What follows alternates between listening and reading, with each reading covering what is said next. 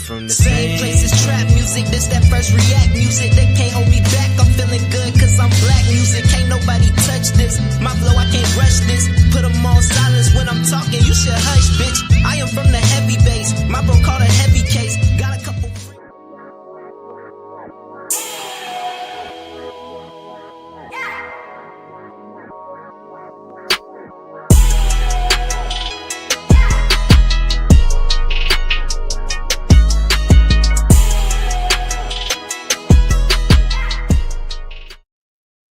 Good evening and welcome back to another episode of Cigar Sundays Live, where we define, examine, and analyze words, sayings, and phrases used in American culture. And tonight we will be smoking on the word insecurity.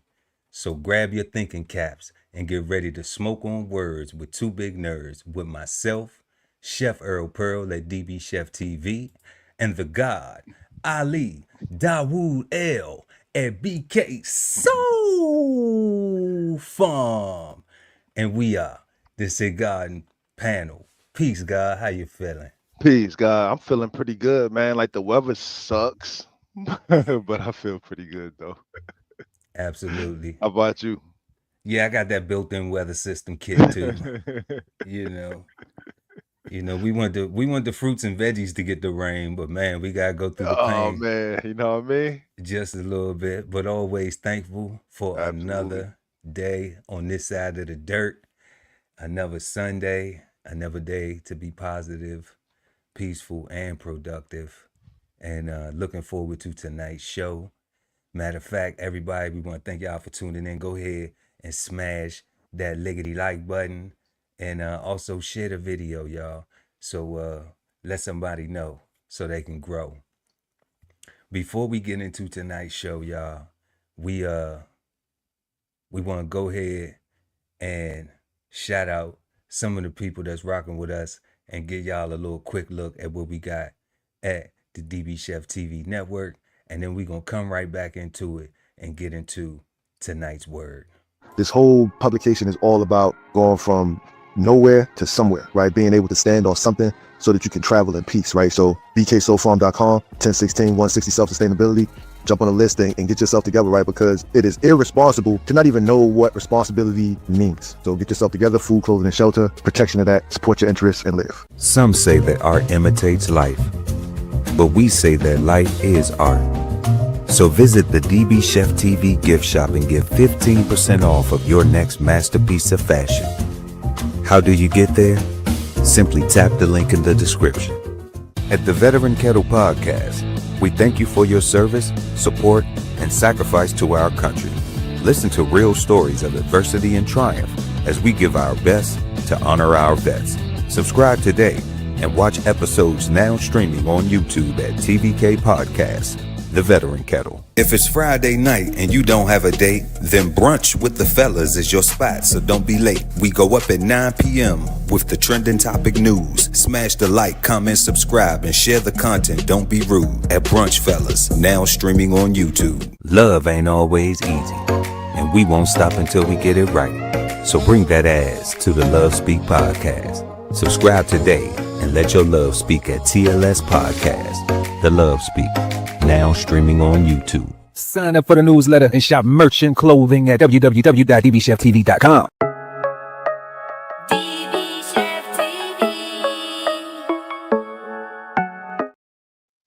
Yep, so welcome everybody back, y'all. Tonight, we are smoking on the word insecurity. And we're going to go ahead and bring this evening's questions up on the board. So, our first question of this evening is, what do you think of when you hear the word insecurity? Let us know in the comment section. What was an insecurity that you've had and how did you overcome it? Third question, how does childhood upbringing influence adult insecurities? Our fourth question, what ways does social media contribute to feelings of insecurity? And our fifth and final, last but never least, can insecurity ever be beneficial? And if so, how?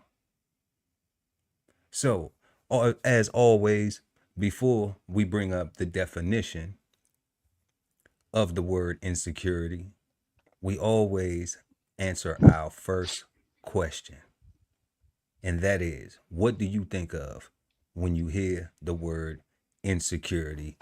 Going straight to the God Ali Dawood El at BK Soul Farm. Peace, God. Peace, God. So, so for me, like, so when I hear insecurity, um, obviously the very first thing is the opposite of security. I think no foundation, not necessarily no foundation, but lack of a sturdy foundation, right? They got a lot of pieces, but not necessarily the right pieces stacked together so that it's not rocky, right? They got pieces over here, over there, over there, over there. So it's like we can walk, but it's kind of wobbly, right? So no foundation. I think what that creates. I also think people that scared of the dark, right? They don't know. They don't trust themselves, right? They don't trust uh the choices that they made. They don't trust the fact that they walked into this room willingly and knowingly, right? Like um therefore they're scared of what's going to happen in this room, right? I think that I akin that to being scared of the dark, right? I think people that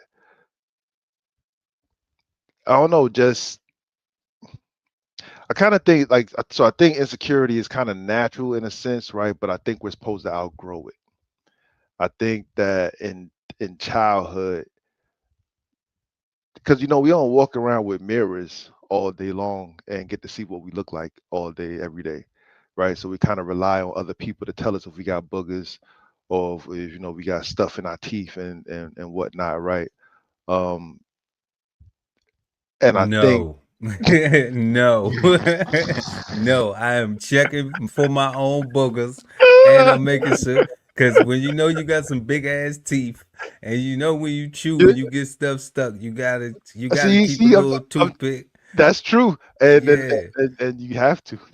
Yeah, I know I got big ass teeth, so You know what I I mean? Nah, I and got I got to keep them clean though. got I to, keep them clean. got to. But that's for conscious people that's not scared of the dark, right? They have the tools with them at all times to make sure that they are secure, right? They keep tissue with them. They pull out their phone and throw the camera on and check when they got like a little itch or something, make sure they ain't got nothing hanging, right? But a lot of people um don't check and they just I don't know. It's like I don't know. Like I said, I think we're supposed to grow. We're supposed to grow out of it. I think that's what puberty is supposed. I think that's what we're supposed to do in puberty, right? I think um, the process of puberty. At the end of that, I think we're supposed to be secure. I think the pimples and the that do she like me and the pheromones and all that excitement. I think once you get out of that stage, you're supposed to have not necessarily have found yourself, but know what it is that you want and be prepared to go get it, right? And I think that After puberty. I think that to me, I think that's In a perfect world, yeah, hell yeah. yeah.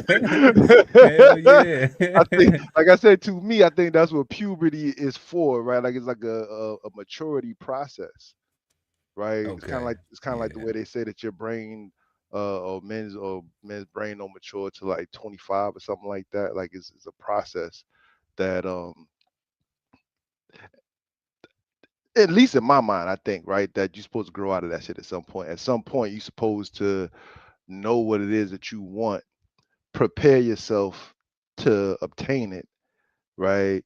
Ensure that you can maintain it and live life.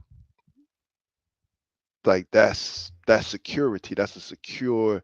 But if you're unprepared, if you're not, if you don't have the tools, if you're ill equipped, right? You might be in a position and scared to death because you can't handle nothing coming. Like you hoping like don't ask me no questions. Like just pay me. Right? Like don't like don't It's a lot. It's a lot of that going on. don't ask me no questions, right? Yeah, But it's a I lot need of this that job going and I on. need more money and I need, I need to be in this position, but I'm not necessarily prepared to maintain this position, right? And that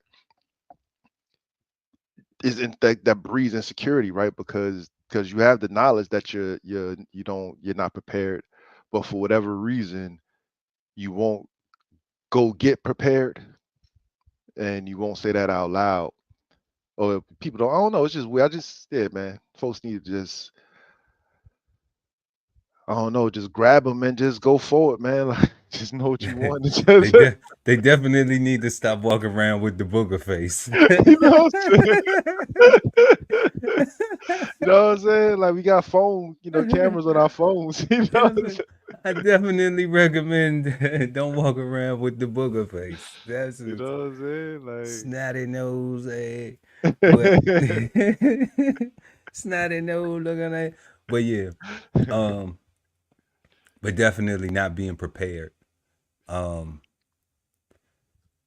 not being secure in whatever it is that when I hear the word insecurity, um, it's so many things come to mind, but it's like not being prepared, not knowing what's going to happen, um, not knowing if it's enough, not knowing if how things are going to turn out, um,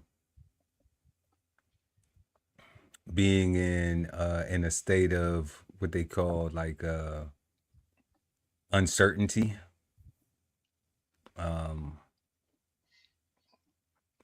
a little uh, anxious, a little anxiety going on there in insecurity.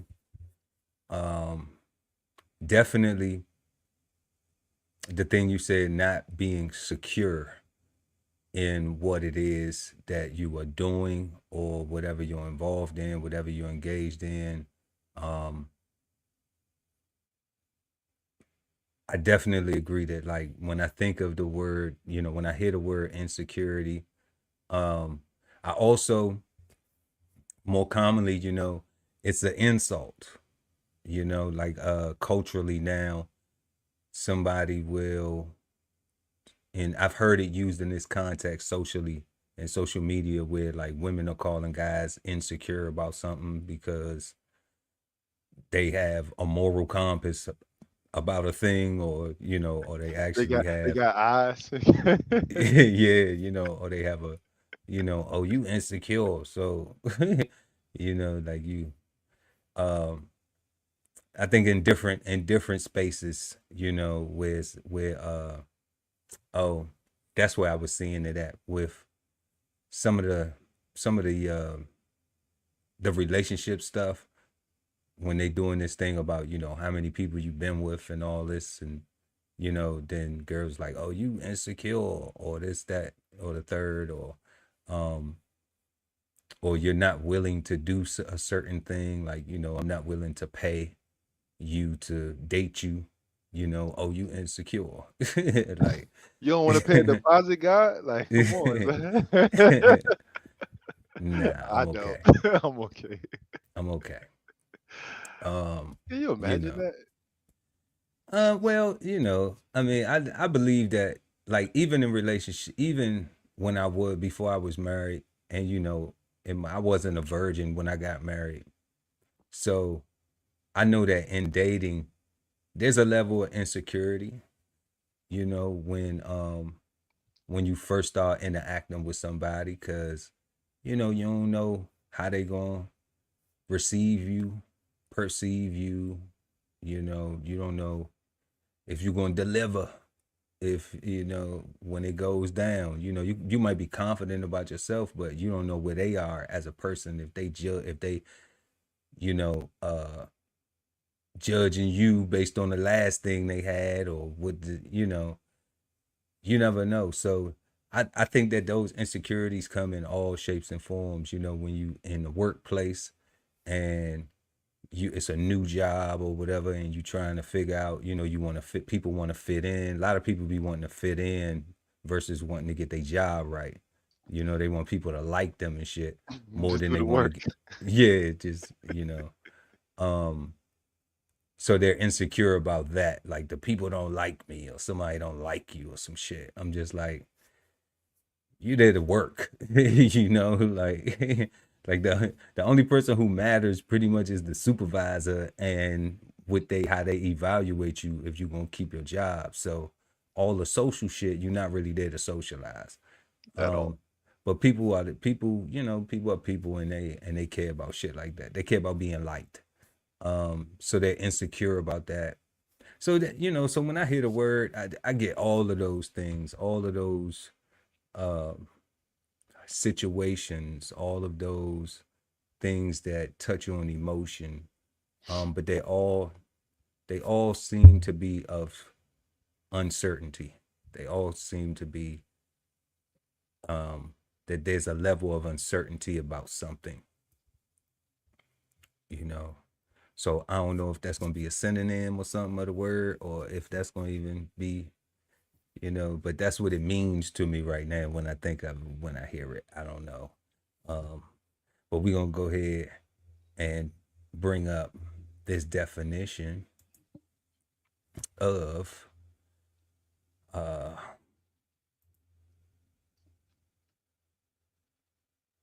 insecurity.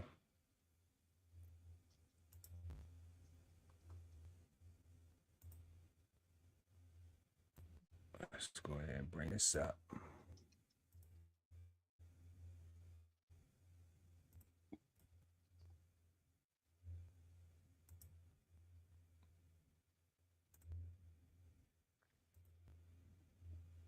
All right. So we got insecurity here, y'all. And insecurity is a noun. And it says the quality or state of being insecure, such as a state of feeling of anxiety, fear, or self doubt. B, lack of dependability or lack of certainty. A lack of safety or protection. And then they also see a lack of reliable means of meeting one's basic needs, food, something like food insecurity. And that's what it gives us right there for insecurity. A state or feeling of anxiety, fear, or self doubt, a lack of dependability, certainty, and a lack of safety or protection. And I think without us knowing the definition of it, I think we pretty much Define it. we pretty much passed puberty pretty fairly, pretty successfully. Yeah, not. I mean, because every one of these things could, like, we could break down everything that we both said. Like Yeah, it's. yeah. I mean, uh, it's all this. It was spot on. It was spot on. Like you even said anxiety. Like, and I totally forgot about anxiety.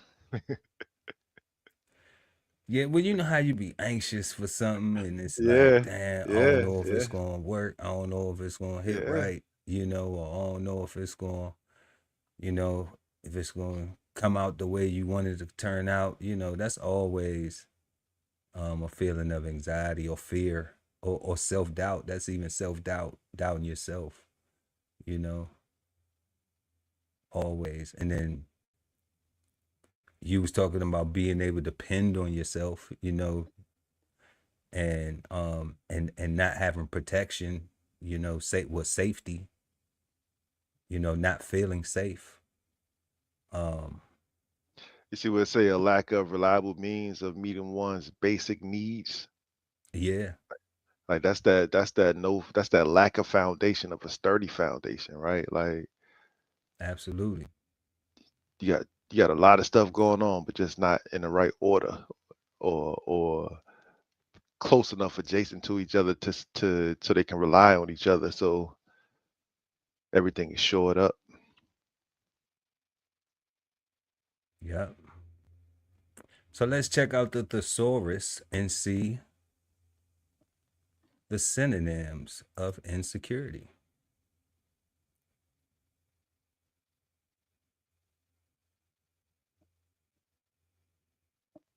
So we get insecurity as in instability, the quality or state of not being firmly fixed in position.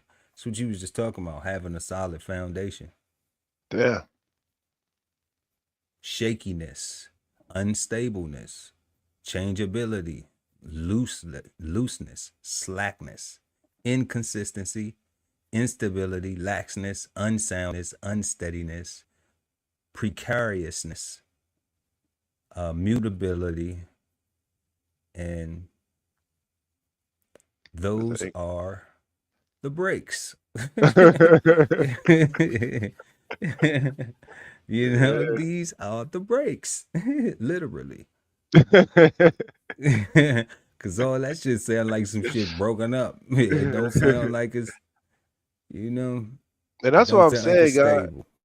Like it's all fixable, right? Like it's all preventable. Like it's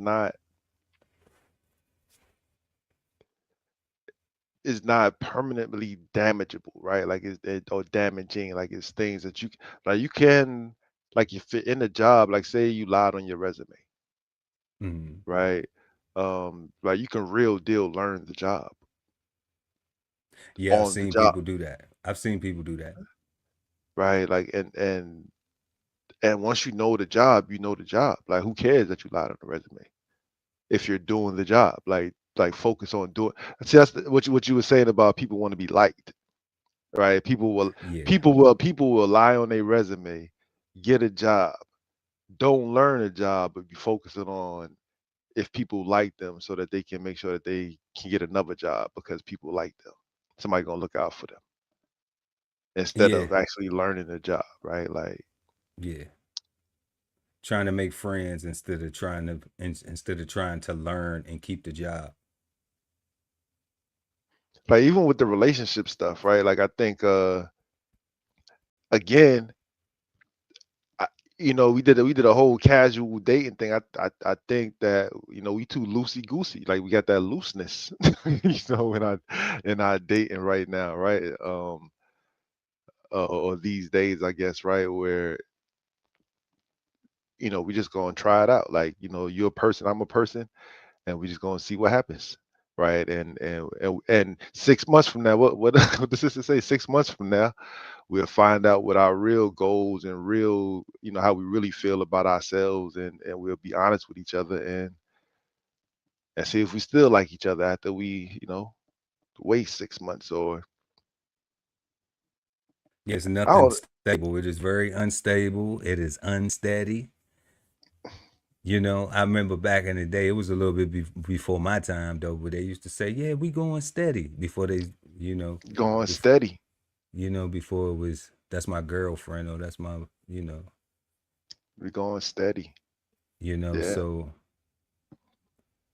that's it what I'm saying. Like, definitely, it definitely is has a lot of shakiness going on, a lot of changeability, you know, uh, because the opposite of those things are, you know, oh man, security, stability, steadiness, fixedness, substantiality, you know, substantiality. Yeah, substantiality. soundness, fastness. And when we say fastness, we ain't talking about being a little fast ass. We talk Mm, about steadfastness, steadfast, secure, tightness. Yeah. firmness, being solid, security. And look at that. Look how many synonyms they got for, but look how so few antonyms. Right? Like it's like Let's see what you offer you on. either off or you on, right? And apparently people make a lot of excuses to be off. That's why I guess there's so many different words for it, right? Because everybody got make so many different excuses. Yeah, you know how people be like, "Oh, you gotta be flexible. You gotta." Oh, you a person that is not looking for any type of consistency, any type of regular. You're not looking for any type of regular. Matter of fact, if things get too regular, you might get uncomfortable. Yeah, You know. yeah, because you'll get bored, right? And you look at that regular as being bored. Like even with that whole, you asked the question, or you didn't ask the question, but you made the analogy of the how many people you've been with, kind of thing, right? And for some people, asking the question itself is is a form of insecurity. Um, and then for others, hearing the answer is insecurity, right? Like is so I guess to me, I think those two people shouldn't be together, right? Like if you don't like people asking those questions and this person is asking that question, that's your red flag that this is not your person. Like you ain't got to call. Like you Yeah, ain't got. They ain't even insecure. Like that's literally like they preference. Like their preference is they want to know who their potential partner has been with, s- for themselves. You know what I'm saying? Because that's gonna yeah, affect. That's gonna affect them, and that might be what they need for them and for their security. that's That right. doesn't mean that they're insecure. That's just their preference. And you two people, or you two types of people, shouldn't be together because you guys are oil and water, right? Yeah, if somebody got a problem with that, then they definitely shouldn't be with the person if they have a Yeah, problem with it. You know, I'm under the in my I'm under the what I subscribe to is any question that I ask, I need to be ready for the answer. 100%. So, so don't ask questions if you insecure about what you're gonna receive. You know, that's how I conduct myself. That's what I would suggest to anybody. To But everybody. you know, Yeah, so all we right. have insecurity, y'all, and we have the state or feeling of anxiety, fear, or self doubt, lack of dependability or certainty, and a lack of safety or protection, often lack of reliable means of meeting one's basic needs. All right. A state or feeling of anxiety, fear, or self doubt, insecurity.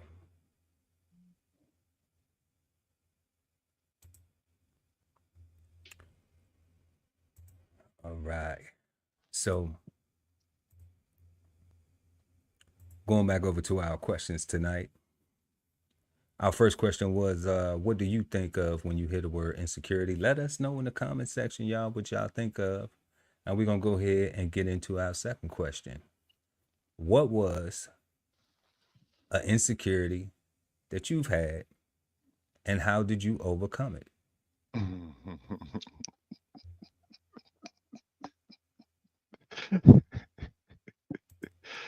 All right. you know, All right. So so insecurity that I had, this is gonna sound probably kind of silly, is it's been my height, right? okay. I was always taller than everybody, right? And at a certain point, like I was always too tall, and and my feet was always too big, right? So like at the age of 11, I started wearing my age, right? So from 11 on, I started wearing my age till about 17. Then it just stopped on me, right? But my height was always my issue because I can go to I can order my sneakers online. I just had to wait 2 weeks to get them back in the day, right? But going clothes shopping those, like I could never go to the mall after like a certain age and like get jeans and get slacks. I started to order everything online, right? Because everything was just the inseam was just too short, right? Everything was high waters back then, and back then it was corny. Like back then, you walked around, you was flooding, like nah, son. So what I did to overcome, I did two things. Two things. The very first thing I did was I learned to love my ankles. You know what I'm saying? Like, cause they you might see them, right? You might see them, man, and that's just what it is, right? Because I can't keep buying clothes, especially if they shrink on you or whatever after a certain number of washes. It's like, man, what you gonna do, man? Like, it is what it is. The other thing that I did was I started getting fun socks, right? So you got like a lot of characters and stuff. So you might, man, I get a lot of compliments on my socks. Let me say that. Yeah. That's what I did, guys. I learned to love my ankles, and I got fun socks. Fun socks. I like fun socks. I wear fun socks now. Yeah, this was awesome. You know, I do. Matter of fact, I was looking today trying to get some socks. I was in there.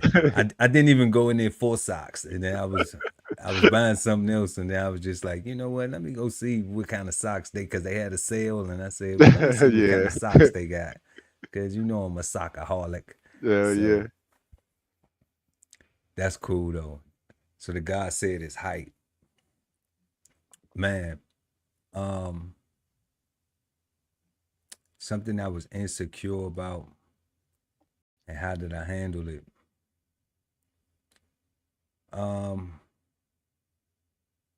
Well, I was insecure about doing podcasts, about getting on, YouTube, doing live streams, talking in front of the camera, really just trying to figure out what I would be on camera talking about, what things that I would enjoy doing, and if it would be received, how it would be received, and things like that.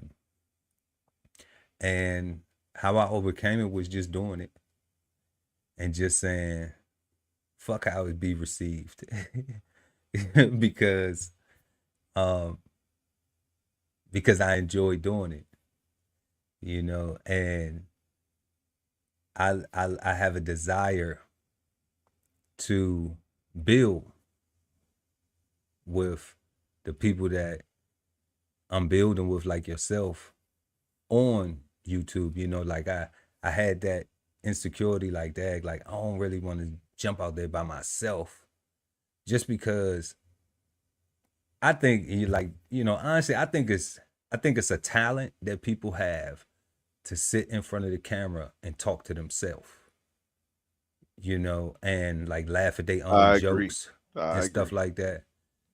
I just can't see me laughing at my own jokes. And I see people doing it. I watch other content creators. I think that it is a talent that they have, and I'm working on getting my talent up, getting sharp. I have to practice. That practice makes perfect.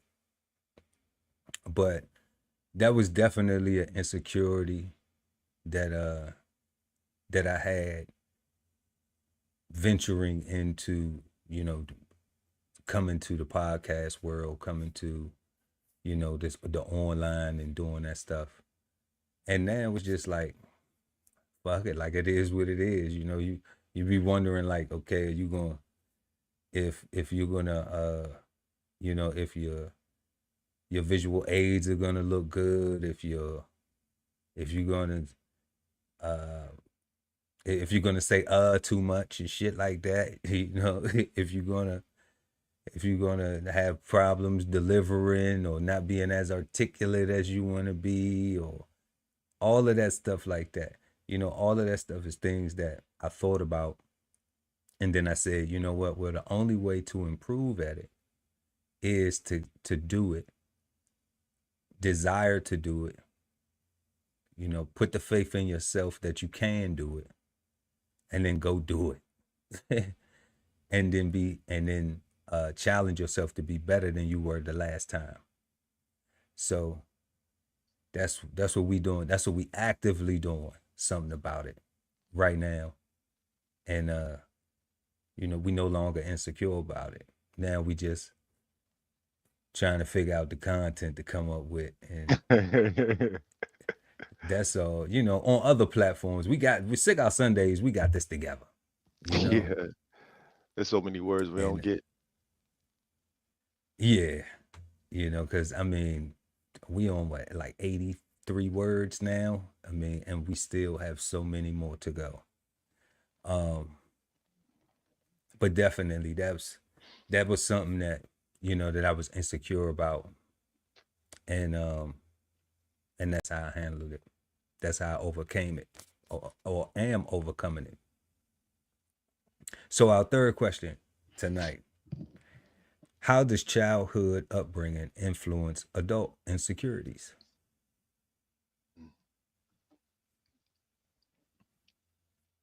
Hmm.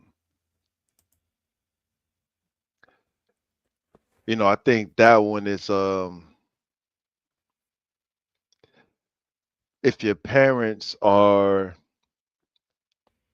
poor communicators and they don't say exactly what they mean for real, and they say how they feel instead of what they mean.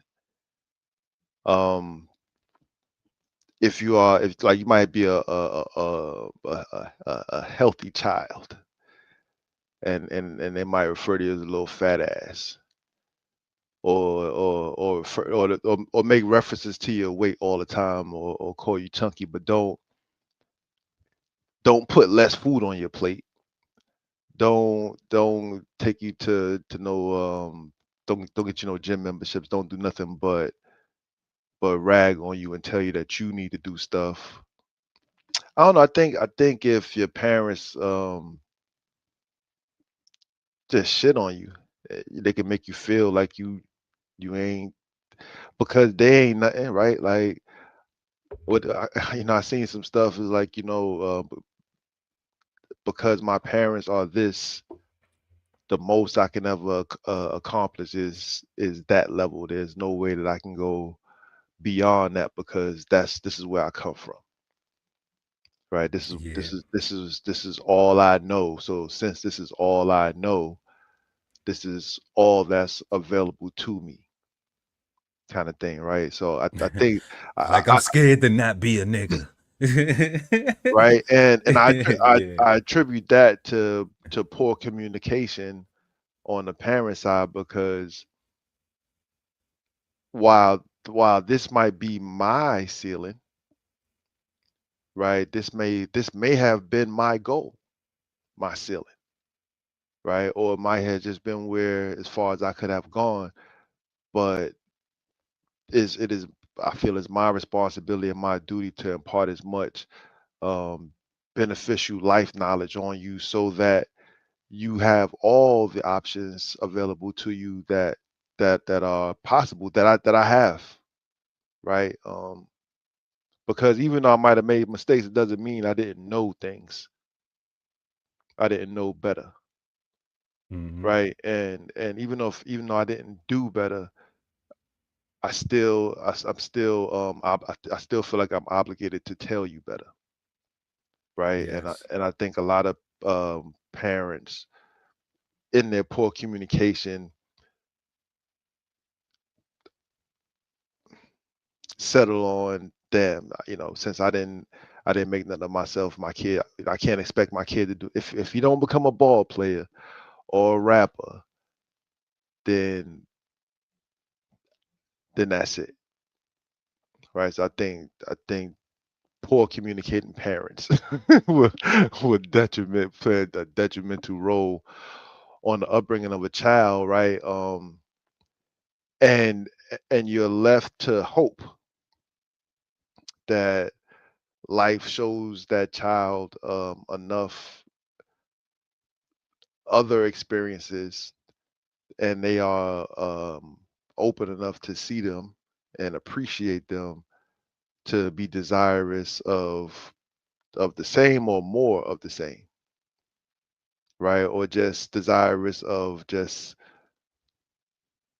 being curious of what else they can do, right? Like that was, kind of my situation. Like, the real talk, until junior high school, when I got bused from my neighborhood all the way up to the other side of Brooklyn. One, I didn't even know that other side of Brooklyn existed, right? Like, that neighborhood looked so much different than mine. I thought we was someplace else, Mm. right? And for me, all I saw was like, that's new, that's new, that's new, that's new, right? Options is what I saw, right? I saw other things, and because all I had was my project view for a long time, right? All I had was more of the same um hood activities. But when went to the other side, I ain't see none of that. Granted, it, it was hell over there, because we was on the wrong side, right? Like, they bust about 100 of us over there. So we was definitely in a different neighborhood, in a different environment, right? We was getting an experience, Right. and I'm thankful for that, because, like I said, it showed me that,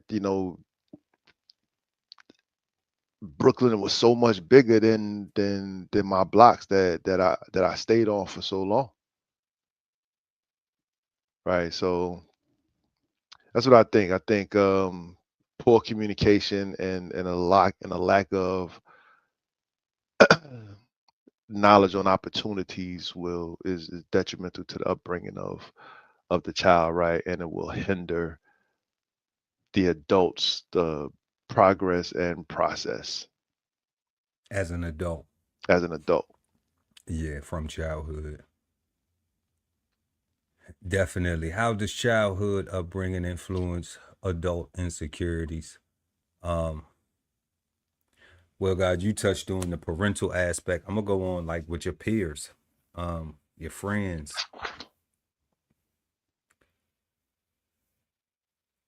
So much stuff is social, where like what you were talking about, like the high waters, that wasn't in style. That wasn't the thing. But it's like things like that were not the thing, because instead of focusing on our education, people were focused on the clothes you had on coming to get your education. And that socially right there created an insecurity where, I went through that myself, even going to school. Now, I always had clothes. Um, my man Mac, rest in peace. When I saw him, he came to my house a couple times before his transition. And he was just like, man, I remember your mom used to make you wear dashikis and slacks. you know. So like I used to wear dashikis and slacks and dress shoes. So God, like I've been fighting a long time. You know what I'm saying?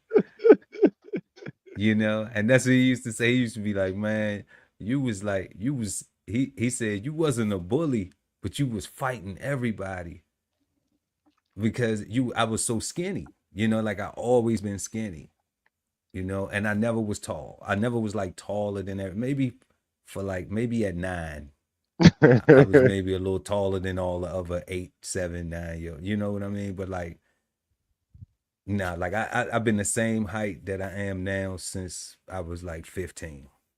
Okay, like I think I stopped growing about 15, 16. So he was just like, man, you used to wear the dashikis and slacks all the time. So I think that culturally, because we put so much emphasis on material stuff, that developed the insecurity to where a person will get grown. And I even had to check myself. Like, I looked at myself one time and I was just like, why do I have so many damn pairs of shoes, man? You know, like I only got 2 feet and I can't wear these all the time.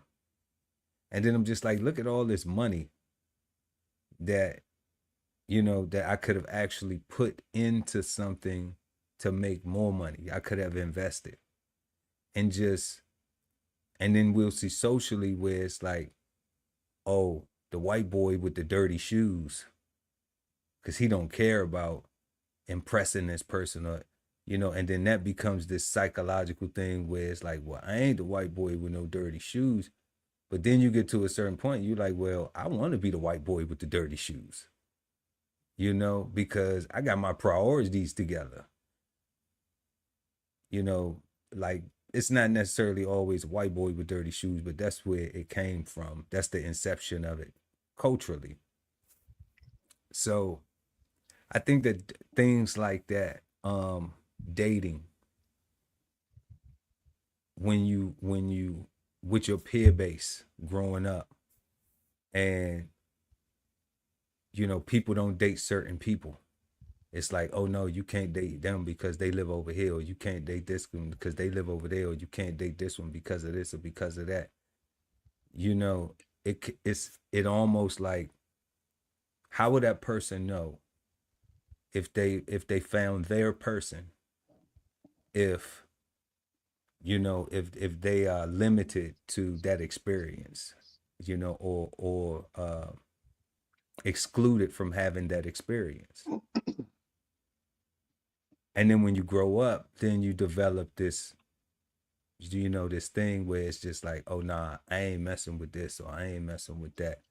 And I think, like, if it's ingrained in you, then, you know, then that's a little bit unhealthy, because you don't have personal experience with it to know, like, you didn't develop any of those things.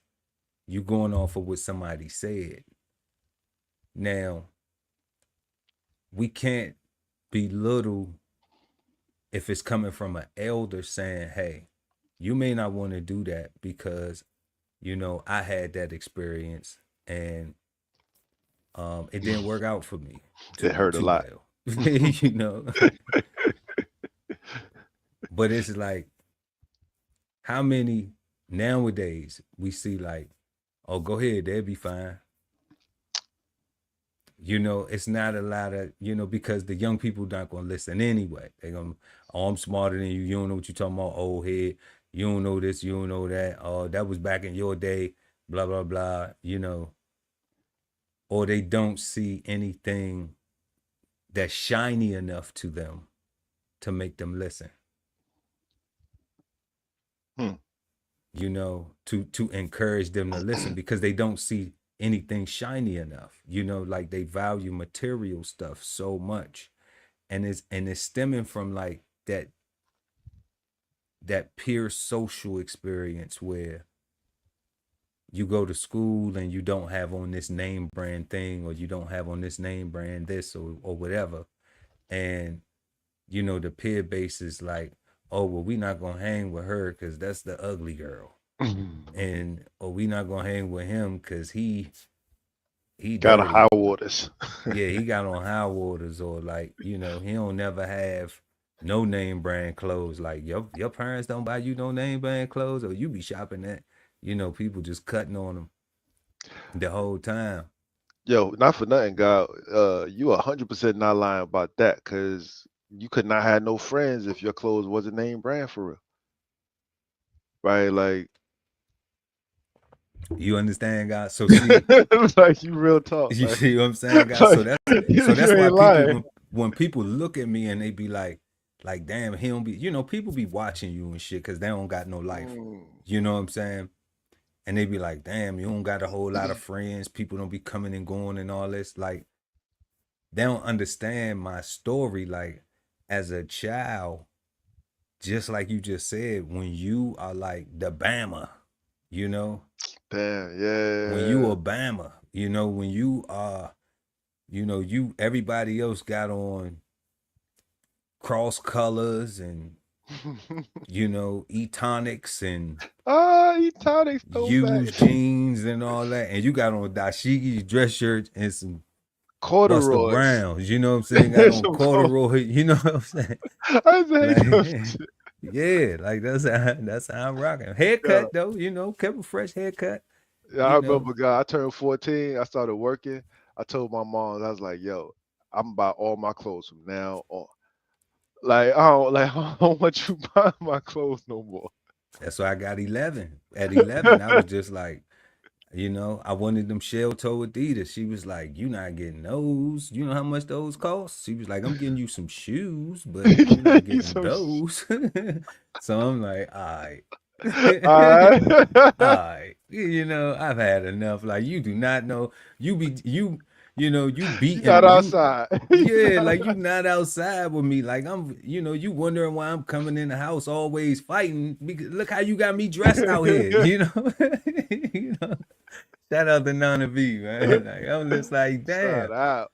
You know, You like ain't man, lying. look how you got me dressed out here. You know, you got me looking like I'm going to church every day and shit. You know, and I ain't gonna let nobody talk shit about me. I ain't no punk. You know, so I'm like, and that's the culture. Like that, you know, that's the culture where it's like if you getting joned on all day, like cause I could crack jokes, but the Mhm, problem was when you get good at cracking jokes, mhm. then somebody else want to fight you because now you got everybody laughing, but you don't look like you should have everybody laughing. So that was insecurities that would be in, you know, from Hell other yeah. people where they cracking jokes on you, trying to make you the brunt of the joke. And then you learn how to crack jokes. You like, okay, well, I don't got clothes like they got, you know, so let me just get slick at the jokes. And then you make the jokes and make the teacher laugh.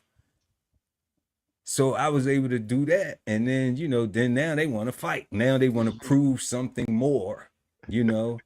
And then when I beat their ass up, then now it's just like, damn, now you got beat up and by the, you know, by the boy that wear the church shoes all the time. You know, you got beat up by a dude in some church shoes. You know what I'm saying? Like, yeah, I can move around in my, yeah, yeah, man. You know, so like just because that, and I'm gonna take my dashiki off, have my little tank top on, and let's go with it. You know Cause what I'm saying? it gotta be clean. Hell yeah. Yeah, because if I come in the house and it's ripped, that's gonna be. I'm gonna get it. You know, then I'm gonna get it. I'm gonna have to fight a fight that I can't win. You know, I'm gonna have to get beat up by mama. You know what I'm saying? So like, I ain't trying to get beat up because I messed up her clothes. They hers because she bought them, right? So That's facts. yeah, God. So I think that you know, just socially, when we look at those social things that those peer pressures, Yeah. you know, I think that those things will have you growing up, and if you don't grow out of it, you'll do things like in excess. You'll have things in excess where you just like looking at like, okay, well, you won't learn to shake it. You won't learn to think that you didn't have enough, you Yeah. know. And that's what I'm most thankful for now is just like I learned that I had enough. Like I wasn't naked going to school, Never. you know, and I maybe didn't like my clothes, but I only didn't like my clothes because nobody else was wearing the same thing. But then I had to look at my uniqueness now and my style. You know, like I when I put on when I put my drip on, like I don't look like nobody else with it on. So it helped me develop a even style for dressing coming from not having, you know, a mother that took you to the department stores and like picking out, you know, like I see Mhm. some parents do, a lot of single mothers that are doing well, you know, Mhm. they take their kids out and, you know, put them in all this polo and this, that, and all these, you know, name brand clothes and stuff like that, Yeah. you know, and dress them all up so they can look like the guy that they wish they had that ain't around type shit. And you know, and then you see the kids, and then it's just like, okay, yeah, their mother got them dressed all up. So like, that wasn't it. Moms was just like needle and a thread, boom, boom, boom. We going to the thrift store, Salvation Army, pick out some pants, you know. Yes. You know, pick out some pants, go try them on, go try. You come back with it. Can I get these? Nah. No. Like, they not even expensive. That's not the point. You not wearing those, you know. So yeah, so when you come from that, it's like you'll get older and you'll start to, you know, you'll look at it like, damn, like, why do I have all this shit? I don't even need all this, you know. And what am I holding on to? Am I holding on to some type of feeling that I had from childhood that I haven't, you know, learned to outgrow yet? So we was just talking about, y'all, how does childhood upbringing influence adult insecurities? And we were exchanging some insights. The guy Ali Dawudel gave perspective from parental guidance, parental influence, and I was just chopping it up and exchanging some insights on peer influence and socially, which segues into our fourth question. What ways does social media contribute to feelings of insecurity, you know, in our current climate?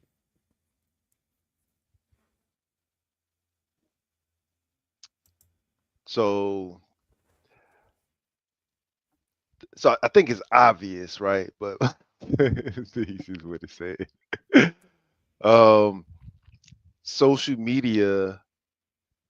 So the thing is, right? There are so many actors that are selling products, that are selling lifestyles, that are selling everything, right?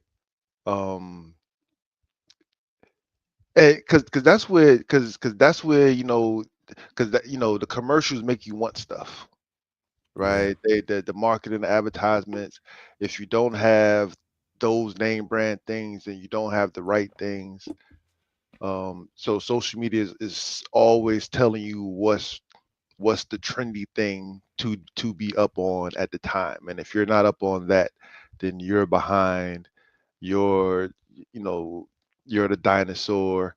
If you're not doing the latest dance, if you're not using the latest words, if you're not using um, if you don't know that you're supposed to pay a deposit, but when you ask a girl out on a date, then clearly you're a misogynistic asshole that don't deserve to be.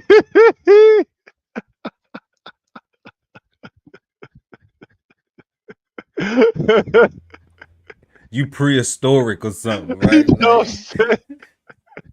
like, I gotta put a deposit down, and you don't even know if you gonna cash in on that. And it's You like, know what I'm saying? Like I gotta pay, that's what's going on. and I don't know if I'm gonna play, but And then and look, I've even seen it with these social media things, and then it's like, well, it depends on how much you put down, and it's like, wow. So it's just, so you might as well just call it prostitution, like, but that's offensive. because Right? you're being truthful, like it sounds. because It's because I'm crazy. old because I'm an old head, and I'm like, that sound like you want me to just pay you for some intimacy, and you're telling me it depends on, you want a deposit, but you telling me if it ain't enough, then you're not going to consider you know, the intimacy, Any level of it. any level of it. A hug, a phone call, a text back, or nothing. So then I'm wrong, I'm disrespectful to just go ahead and ask you, well, how much for the intimacy? How much for that? You know? Like the whole thing, Yeah, like like, how like much for the how intimacy, much you for the know? whole package, right? I'm just curious, you know, because, you know, you may say this amount and I may only have this. So I'm, you know, just go ahead on about my business, because I Yeah, can't shop that, you know, yeah, that's right. out of my price range. That's unaffordable to me. which That which I think is respectable, right? Because if that's the situation, like let's not waste each other's time. Again, don't call me insecure. That's not you out of my price range, right? And that's okay. I still think you pretty, right? I would still like the opportunity to take you out and show you that I'm a good guy. All right, nope. but Nope. Nope. Nope. but you know what I'm Nope. saying? Like you No, already you said gave me bad that. vibes. I mean, you done this before. You know. Yeah, nah, and man. I So and I know I'm handsome. So somebody who's less handsome done paid you. And I don't know how many less handsomes done paid you. So God, say that again. Like, yo, yeah. like Yeah. I'm not doing. I'm not the one. Mm-mm. All right. And No. and so, and I say actors, right? Because it's kind of like with all the relationship therapists, not all of, but a great many of them. You find that they're not in relationships, right? Or they don't have children, to give you a perspective that relates to you and your situation, right? They might have, in general, um, perspective, but that's not really helpful for you when you trying to, like, am I bugging? But thinking like this, you kind of need another parent to talk to that understands your question, right? Somebody that is just an intellectual can just give you an intellectual, but that's not a helpful, insight, because they don't know what you're dealing with. They don't know how you might be feeling right now, right? On certain things. Um, and they got all these panels on social media. They got all this stuff on what dating's supposed to be and how it's supposed to be, and everybody is loud, right? Everybody got Yeah. all this makeup on. Everybody got their best fit on, and they look good. They got the best microphones. They got the best stage, and so audio visually, is so appealing and so attractive, that what they're saying, um s- seems right. Like, and they can say something different every single day, and every single day it's like, yeah. And if he ain't doing this, and if she ain't doing that, then yeah, right. Yeah. Get a Yeah. You know what I'm Yeah. saying? Like don't struggle with love, because love's supposed to be happy and pleasant and sunshine and rainbows every day, all day, 24 hours a day. Even on rainy days, it's supposed to be good days. And even when you stub your toes, it's still supposed to not hurt because It's you in still love. supposed to. Social media got us thinking, like social media got us thinking that it's the real world, bro. Like I said, it gives us too much access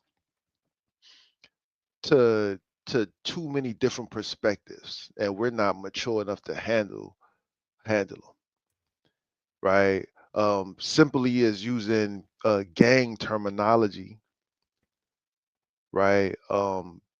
Not realizing that these words and phrases can get you jammed up in the right or wrong situation, or the right or wrong location, right? If you using certain words and terms referring to people because that's how they speak over there, right? If you don't really know what those words mean and how they apply, and you just using them because they sound cool and it sounds like, yep, this is gonna solidify my black card. This is gonna, you know what My I'm black card. saying? Not the one that say Amex Centurion on it, but the You know what I'm saying? The melanin one. You know what I'm saying? but the one that says I'm a real nigga. I'm a real nigga, right? Like, Fuck out of um, here. social media just got us in la la land, man. Like, and like it took reality shows, which for whatever reason, I think everybody knows that they're scripted now. But for people still feel like they're still, I don't know. It's I don't know. It's like, these is a bunch of actors, man, and they just selling their products, and their products are their products are their discussions and their dialogues and their debates, right? Because people come to the. Hey, we I'm with doing the it. same shit. We doing the same shit over That's what I said. That's what I said. I'm with here. it. I'm with it. Um, We doing the same shit, God, though. We are. I do think we have more substance than they have, though. yeah, we follow it with a dictionary. Like that's essentially Yeah. we follow it up with Yeah. context, right? Yeah. We start off with how we feel, Yeah.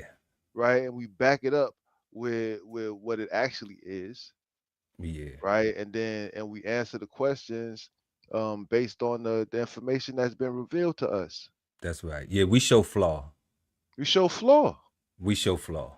Yeah, we Like ain't there's and that's flogging what on here. that's what I'm saying, right? Like there's no flaw over there, Yeah, it ain't no flaw over there. right? But they want that. They like that shit though. They like the And that's the fake, they like the fake flogging, perfect, yeah. like this is the weird shit. Like you were saying, God. Go ahead, man. I didn't mean to cut your knowledge, God. Go ahead, man. No, that's like you said it perfectly, right? Like this the fake stuff that everybody likes, and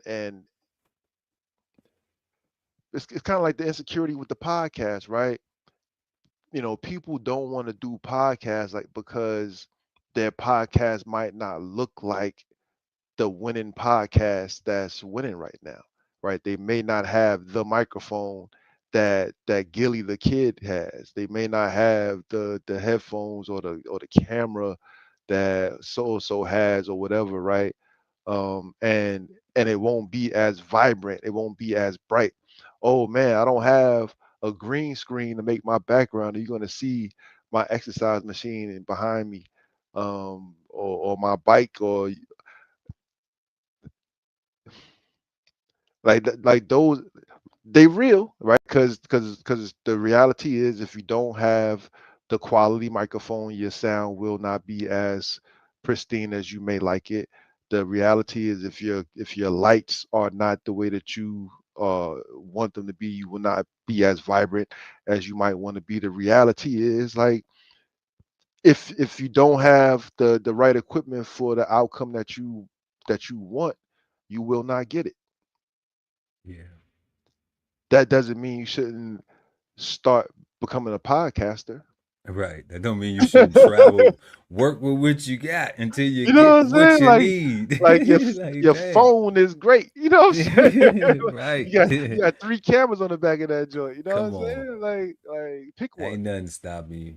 You know what I mean? Like, um, and that's what I'm saying, right? Like that fakeness of no flaw is Hmm. what social media does, right? It's the la la land that everything has to be perfect. Um, how dare what your girl farted in front of you? Man, my girl would never do no shit like that. She a real woman. She know to take her ass outside, down the block, and around the corner. Right. In fact, my girl don't fart at all because she a real cause she an alien. That's why she don't She a fart. whole alien, She, dog. You ain't never came out the bath. You ain't never walked past the bathroom with your girl and be like, God damn, who died up in that mug? You know what I'm saying? Come on, man. Like you know what I'm y'all ain't saying? close. Y'all That ain't not close. that not close. You're not like you don't respect the fact that this person is another human, right? And you're not allowing them to be human because they can't fart around you. Like, Right? like come on, I'm like, like you ain't close to you on the toilet and be like, open up the door and be like, back. And then trying to have a conversation and shit. You know what I'm saying? They be like, fuck your whole concentration up. you know what I'm saying? Be like, can you? And she have to remind you, like, do you want to wait until you come out the bathroom to finish the comment? No, we good. Go ahead. You know what I'm saying? Like, so that's what I think. I think social media takes away the flaw, and it gives us, it's kind of like the whole MTV Cribs effect, right? Where even though everybody loved MTV Cribs, and the most popular episode was Red Man's House, Yeah. but nobody went out and aspired to the Red Man's House level. They still aspired to the rentals. If Oh that yeah, of makes course. that makes sense what I'm saying, right? Like, so Yes. even though Red Man showed you that he's living within his means, Mm-hmm. right? And and he was honest, Right. everybody laughed at the time, and only in hindsight that he became iconic and a rock star. Like, he was the best one for keeping it 100. I remember everybody laughing at him back then. Right. I remember it being funny back then, right? And because I remember nobody knowing that those houses was rented, Yeah.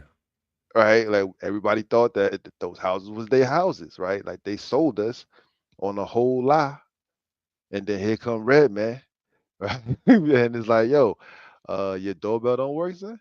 Like, that's cool, right? For what? Right? And that's real. And now you see a whole bunch of people, um that are not million billionaires, that are TV stars, that are musicians and whatnot, that don't have those great lives, but they're not less of their craft, right? The thing that we still appreciate of them is still dope, but the majority of people are not living in the rentals, or the rental lifestyle. Like, they don't have Kanye money, and got hundreds and hundreds of acres of land. Like, people are cool with the 2 acres that they got.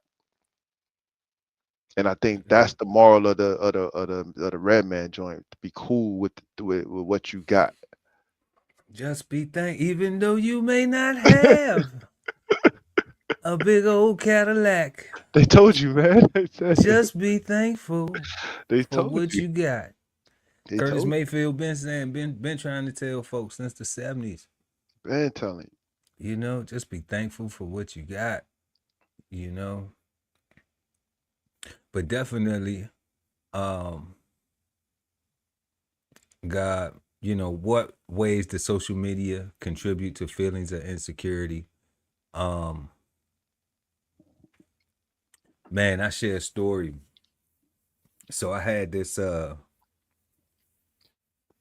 I had a friend, and I had been asking them for probably over a year. I said, "Hey, let's work together. Let's do a podcast. Let's do this podcast. Let's work on something." And they kept telling me that they would do something, but it was based on another person doing something. And the other person that it was based on, so it's like if I say, "Ali, let's do a podcast. Whatever you want to do, let's work on something. Let's work together, right? you. Whatever you want to do." And you like, "Well, nah, I'm working on this over here. I'm working on this over here." But if uh so and so, whoever that person is, Mm-hmm. if they come along, then we can work on something, right? But you already know that so and so ain't gonna do shit. Mm. So I'm like, why don't you just tell me I don't want to work with you? Yeah, dummy. Like, just say that. Like, that's what Why I don't you heard you just say. say that? That's what I heard just now. Why didn't you just say, I don't want to work with you? Yeah. Right? So then you decide now you decide you're going to do something, right? So I say, okay. So I help you get everything started. You know what I'm saying? I help you not have to do research and get you to the place where all you have to do is press play and go. All right. So you don't have to do no research, no trial and error. All right. Then you want to treat me like an employee. Then you say, okay, now here's where the social media and the insecurity thing come in. Now I'm giving advice, not based on opinion, based on my own research and trial and error. But your goal is to prove me wrong about shit. Oh, that's what you think because that's how you doing and that's your thing over there and that's what. But the whole time, I'm not even realizing that you have an insecurity about working with me. I'm not realizing that because the social media thing got you wrapped up in chasing views, chasing likes, instead of focusing on the content, instead of focusing on getting the content perfected. Okay. So I ask you, well, I come to you and I say, well, we've been working together. And there's some things that you have me doing that I'm not, that are not in line with my role that you place me in. All right. But the first thing you say out your mouth is, well, if you don't want to do it, like, that ain't what I said. But it sounds like you want to let me go already. It sound like you want me to quit. That's the rebuttal to your unreadiness. To to me saying, look, what you got me doing is not what is the role of a person who would do that. Yeah. I do this in my capacity, in my capacity that you don't value, you know? So I understand it. All right. If you look at all the other shows online or podcasts online, you know, that role is person who opens and closes. Yeah. All right. So when I ask, is there anything, you know what I'm saying? So when I ask, like, hey, that's not what I'm doing, but what I'm doing is fine and I don't mind doing that. I just need to know that that's what my assignment is. And that's what I'm going to be doing. So that way I can be better at what it is you having me do, right? But they never once said, well, how can we structure it so that way you can do that? And we could still work together. Never, not once. So they never answered your question? No, what they did was just kept dismissing me. Oh, hell nah. You know what I'm saying? Kept saying it like, oh, well, if you don't want to do this and if you don't want to do that, or if well, I'm just going to do it like this and I'm just going to do it like that, like not trying to actually include you, incorporate you, or structure it so that way they can get the value out of you where you want to be, because they have a problem with your shine already. They have a problem with the capacity that you already function in, because they think you're going to take away from what they got going on. And I didn't realize that. I honestly didn't realize it, because when you genuinely trying to help people, see, this is what I be talking about. When you genuinely be trying to help people, you look past things that seem insecure. That's true. You know, you look way past it, and what you do is you try to focus on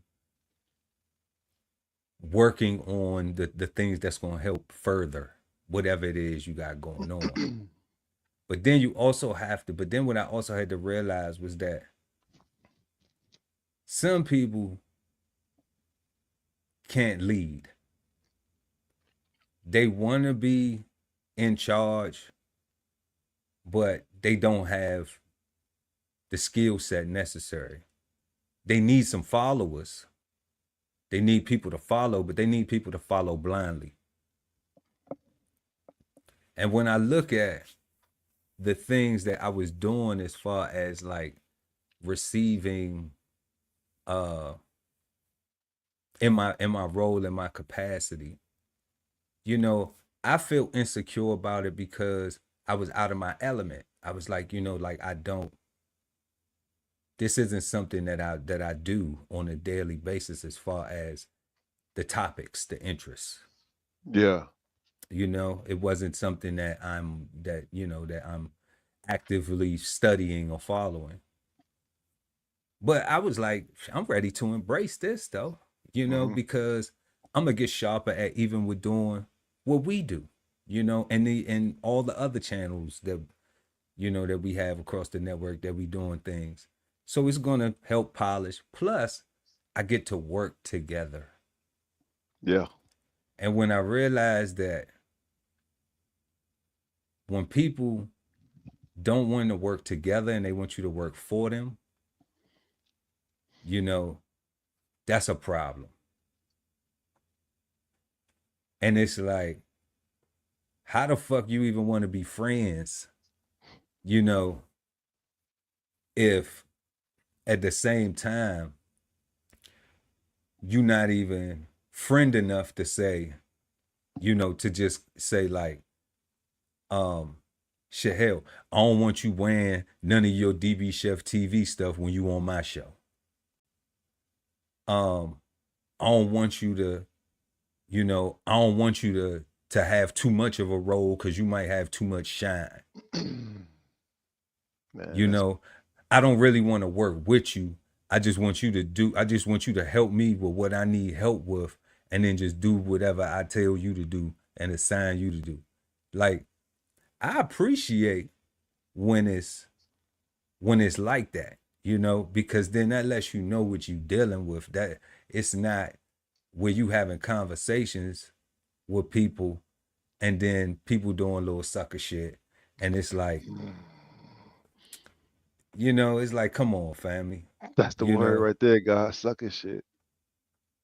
It's like, come on. So I'm seeing how the social media, you know, plays a role into those insecurities where people want to be all ultra big and they want to be this and they want to be that.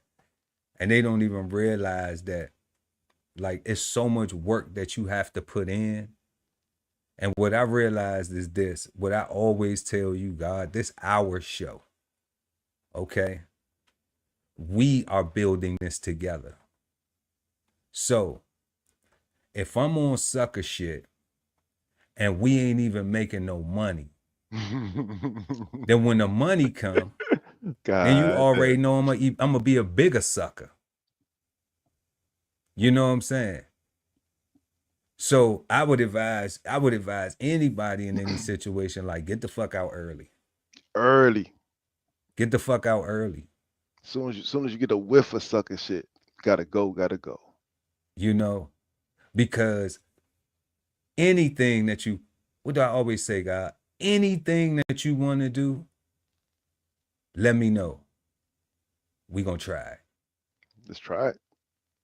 Any constructive criticism that you have, let me know. If it's something you need me to say, if we need to restructure something, let's do it. It's no big I's, little U's. It's no big U's, little I's. It's us. Because if we building this together, then we're building this together. But if I think that you just interchangeable, you know, if I think, oh, you know what, I just get, fuck Ali. I can just get AI to do what he do. You know what I'm saying? Like, fuck Ali. I just get AI to do what he do. They find I don't need that nigga. I don't need that nigga. You know what I'm saying? Like, damn, you know? And like Doc, shout out to Dr. Mo in the building. That's nasty work. Nasty for a piece, Doc. That's nasty work. Yeah. You know. Yeah, peace, power, and profit.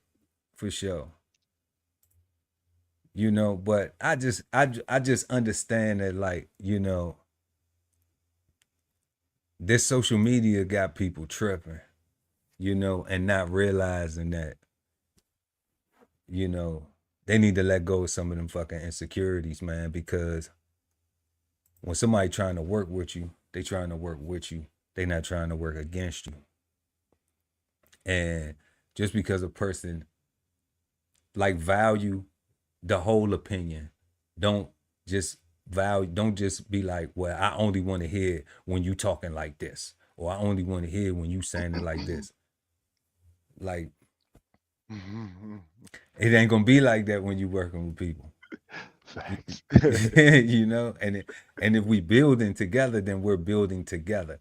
It ain't just a team of you. You know, it's a team of us. You know. So people always been tripping. Now you know it's fake folks than real. Yeah, that's the truth. That's the truth. That's what I was You saying know? about the MTV Cribs. Like for a long time, we ain't know that those joints was rented. Like we really thought they was living like that. We really thought that once you got on TV, you had money forever, and you can go buy a 50-bedroom mansion, and your TV money will take care of that forever, and you'll still have money to go out there and splurge on dumb stuff because you was a TV star once, so you made a song or two. Right? It's fucking crazy. They sold us, like as I say, man. This is La La Land, man. Everything got to be perfect when in a world where nothing is perfect, right? Everything gotta be perfect in a world where nothing is perfect, right? Right, like, and for whatever reason, we still looking for it. I'm like, I don't get it. It's like they turn us all into crackheads where we just looking for that next that first high of, yeah, that feel good.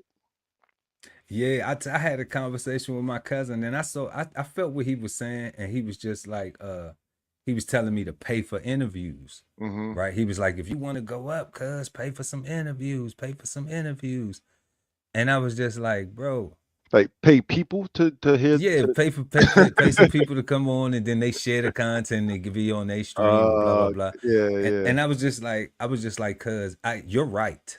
You Hmm. know, I said Right. I'm not gonna say that you're not right, but then I'm chasing the high. So after I pay this one person and that go, then what I gotta do now? Do I gotta pay more people now? Do I gotta try to follow that next high? You know? I'm like, so nah, I'm not doing that, bro. Like we got our own content. We're doing something that's different. This ain't fast food. At all. You know, this is a home cooked meal. You know, this is vegetables that had to take time to grow. It's farm You to know, table, actually. yeah, this farm to table right here. You know, matter of fact, we can skip the pot if we need to, but we're gonna have to wait for it to grow, and we're gonna have to tend to Not for nothing. it. You know. That's what Cigar Sundays is, you know? So we're gonna go ahead and get into some of this fast food real quick Word. right now with The Flavor Bombs, presented to you by DBCHEFTV. yeah, y'all. We got the flavor bombs going down right now. So we're gonna take a little break from the action and go over some of these flavor bombs. We got the POTUS says pay the troops. So we saw in the news that President Donald Trump told Petey, the Secretary of Defense, to find the money from somewhere so we can get some people paid, because you can't have the troops not being paid. Then we have the Real Housewives of Potomac Maryland, charged with fraud. I don't even watch the show, but it seemed like it was What? popping online, and most people know who that is who watch that type of stuff. So, and then our third and final, last but never least, precious metal price surge. So if y'all don't know, you're gonna learn today. You're gonna find out today. So let's go ahead and get into these flavor bombs. All right, welcome back. I'm Austin Westfall. You're watching live now, a live look at the White House, the time in the nation's capital, 7:52. Getting some news in from the Pentagon and from the White House. We're hearing today that President Trump is directing Secretary of Defense Pete Hegseth to use all available funds to get our troops paid on October 15th as the government shutdown nears its third week. After the Senate failed to approve spending legislation this week, military members were preparing to go without their paychecks on Wednesday for the first time in U.S. history. To scrounge up enough money to pay the troops, the Pentagon is tapping into its research and development accounts to use funding that Congress made available for 2 years, according to a OMB official. Specifically, about $8 billion is being shifted from accounts that fund military research, development, testing, and evaluation efforts, according to 2 people familiar with the plan who spoke with Reuters. President Trump posting about this on Truth Social earlier today. It reads as follows. Chuck Schumer recently said, quote, "Every day gets better" during their radical left shutdown. I disagree. If nothing is done because of leader Chuck Schumer and the Democrats, our brave troops will miss the paychecks they are rightfully due on October 15th. That is why I am using my authority as Commander-in-Chief to direct our Secretary of War, Pete Hegseth, to use all available funds to get our troops paid on October 15th. We have identified funds to do this, and Secretary Hegseth will use them to pay our troops. I will not allow the Democrats to hold our military and the entire security of our nation hostage with their dangerous government shutdown. The radical left Democrats should open the government, the president says, and then we can work together to address health care and many other things that they want to destroy. Thank you for your attention to this matter, he says. We will keep you posted with any developments relating to the ongoing government shutdown as things stand tonight. There is no immediate signs of the shutdown ending early next week. That's something we're going to have to keep you posted on as the week progresses. What you think, God? Yo, God, we talking about insecurity tonight, right? We talking about insecurity tonight. I know for a fact if you don't pay the troops, we will be insecure. We will not be secure. Pay them people. Pay the right? troops, right? Right. Like you cannot not pay the folks that's leaving their home to defend democracy and defend this country, right? And expect them to still do it. Like we are anti-slavery here in America. Man, what? You ain't never lied. Right. G Murray, shout out to G Murray in the building, man. He said no one does anything for free. we are anti-slavery here. So there's no way that there's an expectation that they're supposed to have so much red, white, and blue on their heart that they're going to just keep sacrificing just for the love of a country that, you know. I know. I had a conversation with one of my E7 buddies. Shout out Big Dog, Big Chief. And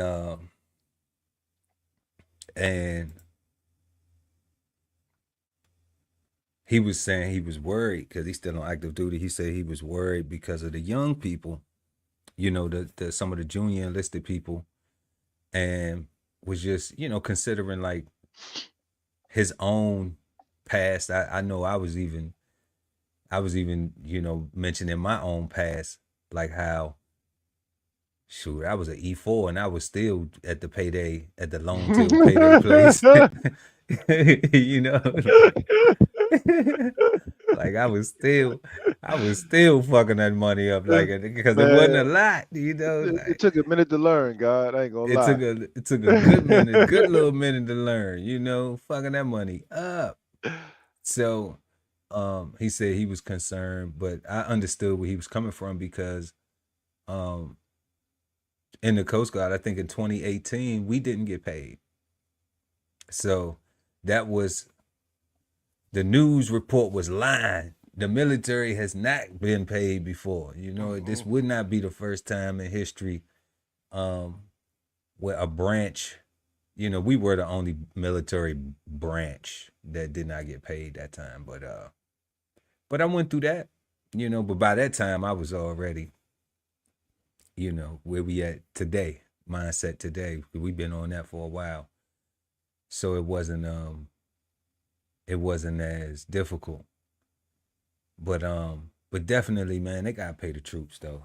You know, that's not cool. Like ain't nobody gonna be out here That's but for so unfathomable, long. God. That's unfathomable. Come on. You gotta Yeah. pay. Yeah. I don't get how the Congress would even consider that. Like even both sides. I don't care if it was a Democrat or a Republican. I don't even get how, Pay the because the House, military. yeah, like the House had already passed the continued resolution, but then it was the Senate that was saying that it was held up, you know, for specifics. And I'm just like, how? You know, how do any group of people that are supposed to be, you know, a representation of the people agree that, you know, the troops, and maybe that has to do with, you know what, maybe that has to do with that was another thing I want to touch on real quick before we get to the next one. Did you hear about the Air Force base, the Qatari Air Force base that's being built in Idaho? So I heard something. I ain't believe it though. Like I heard what I heard, but it didn't sound right. It didn't sound right. Okay. Didn't sound right. So this is what I have to say about that.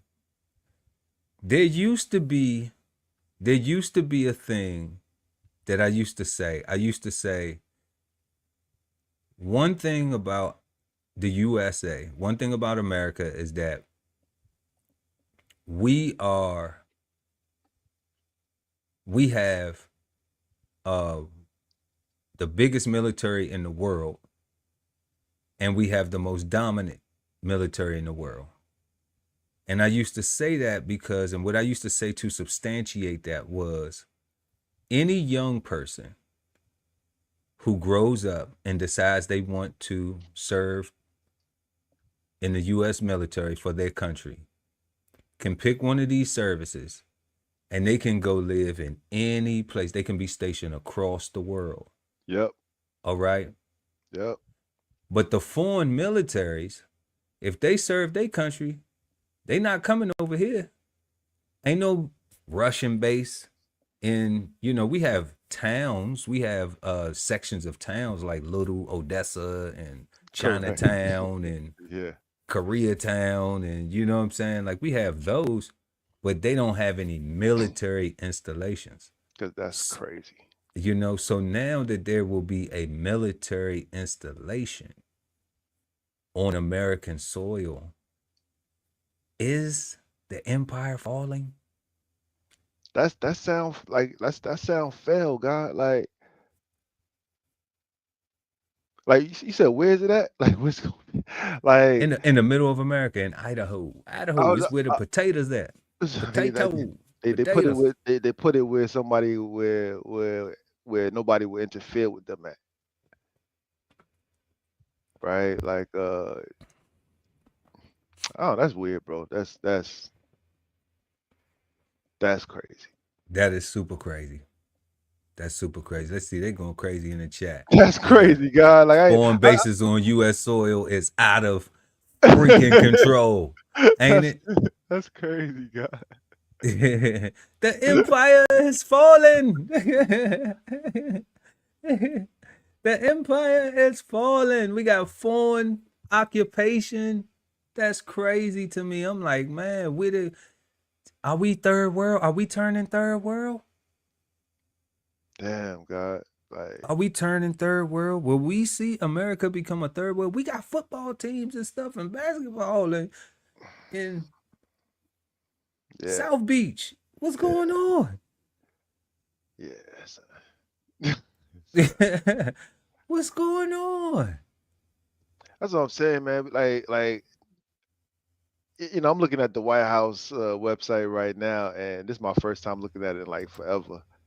And I don't know what's going on, God. Like right on there, they talking about the Democrats shut down the government. I'm looking at the founding fathers, and I'm sitting there looking at these pictures, and I'm like, man, like hell in a handbasket, God. Like like we going to hell in a handbasket. That's what's going on. Take the gadgets away, and we are third world. They say, speaking of those gadgets, I saw something today saying that Crazy. the Zuckerbergs, all of the tech giants, the Musks and all them, opening up Montessori schools, making sure that they kids and their friends, children, maintain and retain the basic knowledge of how to use they goddamn hands and their brain, right? How to use their eyes to observe the natural surroundings and figure out where they fit in, right? They're not allowing their children, according to the report, um, to have any type of technology um, during the course of the semester school kind of time period or whatever. Like it's like they're giving us all this shit, all this tech, AI. But the people that's leading it, 100% got their children On some uh, regular shit. knowing how to put two sticks together and make sure they know how to start a fire. Right. You know what I'm saying? Gardening and You know what I'm saying? Like, and yeah, how to that purify shit, water, wow. right? This shit, wow. Yeah, people up here. I mean, it's just Putting and puzzles together and shit like that. Like they yeah, still, no electronic puzzles. No touch screen love. yeah, right. Right? Basic skills. Yeah, basic skills. It's crazy. Because It's even the babies coming out, it's seeming like they're coming out so ingrained in the technology and just knowing how to do everything. But the reality is like they parents, everybody got phones and devices in their hands. So when you holding a baby, when you got the baby see the phone got all these lights. They see you swiping, they see you doing all this, so they start doing that, and they just are naturally attracted to it. And you figure our children are getting more IT focused in a world where we might get an EMP, right? Like we might we might get they might shut the grid down on our ass. Um I'm cool. I got candles everywhere. oh yeah, no, we good, God. We I'm just saying good, God. 'cause it's I all about got us supporting us, I got right? candles And everywhere, God. You need some candles, let me know. My wife right, is a candle holic. Okay? right, and We got boxes of them, and and I've been trying to incorporate them in the decor around my lair, it's we gotta go back, bro. Like, cause we don't like these people are out of control. Like a foreign base on U.S. soil. Like, I don't care if it's a part of the America I ain't solar never been lights to. everywhere. I'm trying to tell you, solar power lights. I'm even contemplating getting the solar panels on the house. I know they just did away with the whatchamacallit, the tax credit. So They don't get the tax credit no more. I heard somewhere that I know for EVs it expired. Mm, I didn't want that crap no way though. I didn't want yeah, an electric vehicle. That's not my thing. Yeah. Definitely. We can get you some candles, bro. We know where to get them candles from now. Yeah. Let's go ahead and rock out this second one. Get to this RHOP. Right. Well, detectives in Carroll County say reality star Wendy Osefo concocted a story so far from reality that she's now facing a string of felony fraud charges.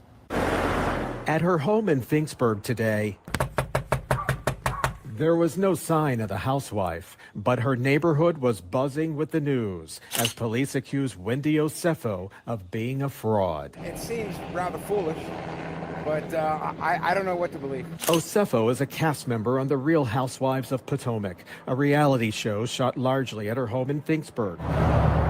But last spring, while Osefo and her family were vacationing in Jamaica, robbers, she claimed, had broken into her home, stealing hundreds of thousands of dollars worth of jewelry, designer clothes, and luxury goods. It was the worst thing. It's so unexpected. Shortly after the incident, Osefo discussed her loss in an online interview. And when someone comes into your home, which is such a sacred space, and violates you in that way, you start questioning things. But police are convinced her story of loss is nothing short of a lie. Wendy Osefo was arrested at her Finksburg home this week and charged with multiple counts of felony fraud. Her husband, Edward Osefo, was arrested and faces similar charges. It became clear that the Osefos had fabricated the burglary and filed a false report and attempted to fraud their insurance company. Detectives say the couple had claimed $450,000 in losses to their insurance company, but detectives say several items which they claimed had been stolen had actually been returned to the store and refunded prior to the alleged break-in. They also found social media postings showing Osefo wearing the $20,000 diamond wedding band, which she earlier had reported stolen. And then there was the couple's conversations, which detectives say indicated they were scheming for the maximum return from their insurance claim. Specifically, Edward's communication with Wendy, and I quote, "Are there additional high-value items we can add to this inventory list? I'm trying to get the total to exceed $423,000, which is our policy maximum." Some folks may view insurance fraud as an innocuous crime since it only affects insurance companies. That's certainly not true. Police say there was no sign of forced entry at the home, no sign of unusual activity on surveillance cameras, but all signs, they say, of a housewife with a story far from reality. So I don't care if she's a real housewife, fake housewife, or whatever she is, we would have handled it the same way regardless of who she was. Well, when detectives arrested Osefo yesterday at her home, they recovered a diamond wedding band believed to be the same one she flashed on social media and then reported stolen last year. Jeff Abel, Fox 45 News.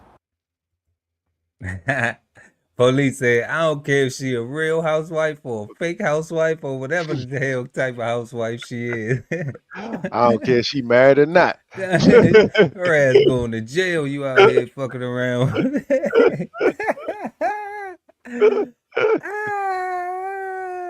Yo, God. That's what I'm saying, man. Social media got a bunch of actors, right? Portraying reality to us. Or those of us that watch those kind of shows, right? Never. And it's like, never. Of course they would get caught for fraud, right? Because they lying. Like they had smirks. They had like a little smirk, like this shit gonna help us go up. yeah, right. This is because it's all just because they acted. So like all publicity is good publicity, right? Like it's just they're gonna get paid because somebody's gonna pay them to go on interviews, right? To get interviews and to tell a story and blah blah blah. Yeah, right. That's what I'm saying. It's just everybody want the fake stuff, right? Everybody want the lie.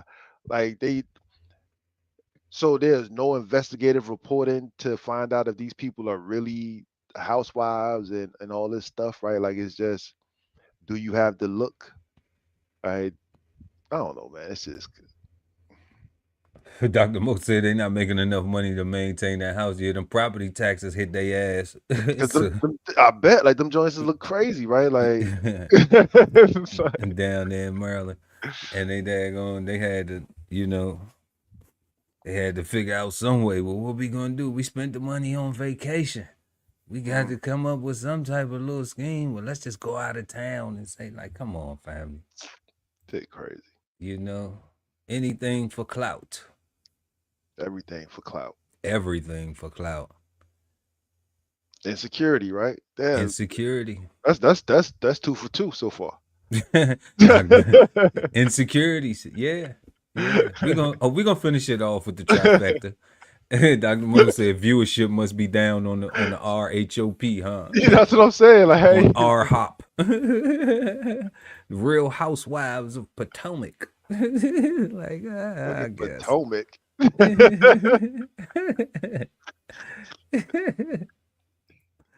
Like, stop it, man. That ain't even where the money at, for real, for real. All right, let's go ahead and get into this last one. For months now, the value of precious metals have been on the rise. Silver and gold prices have doubled since October of 2023. I talked to an economist about the surge and came here to Grand Rapids Coins in my Rockford neighborhood to find out what's really going on.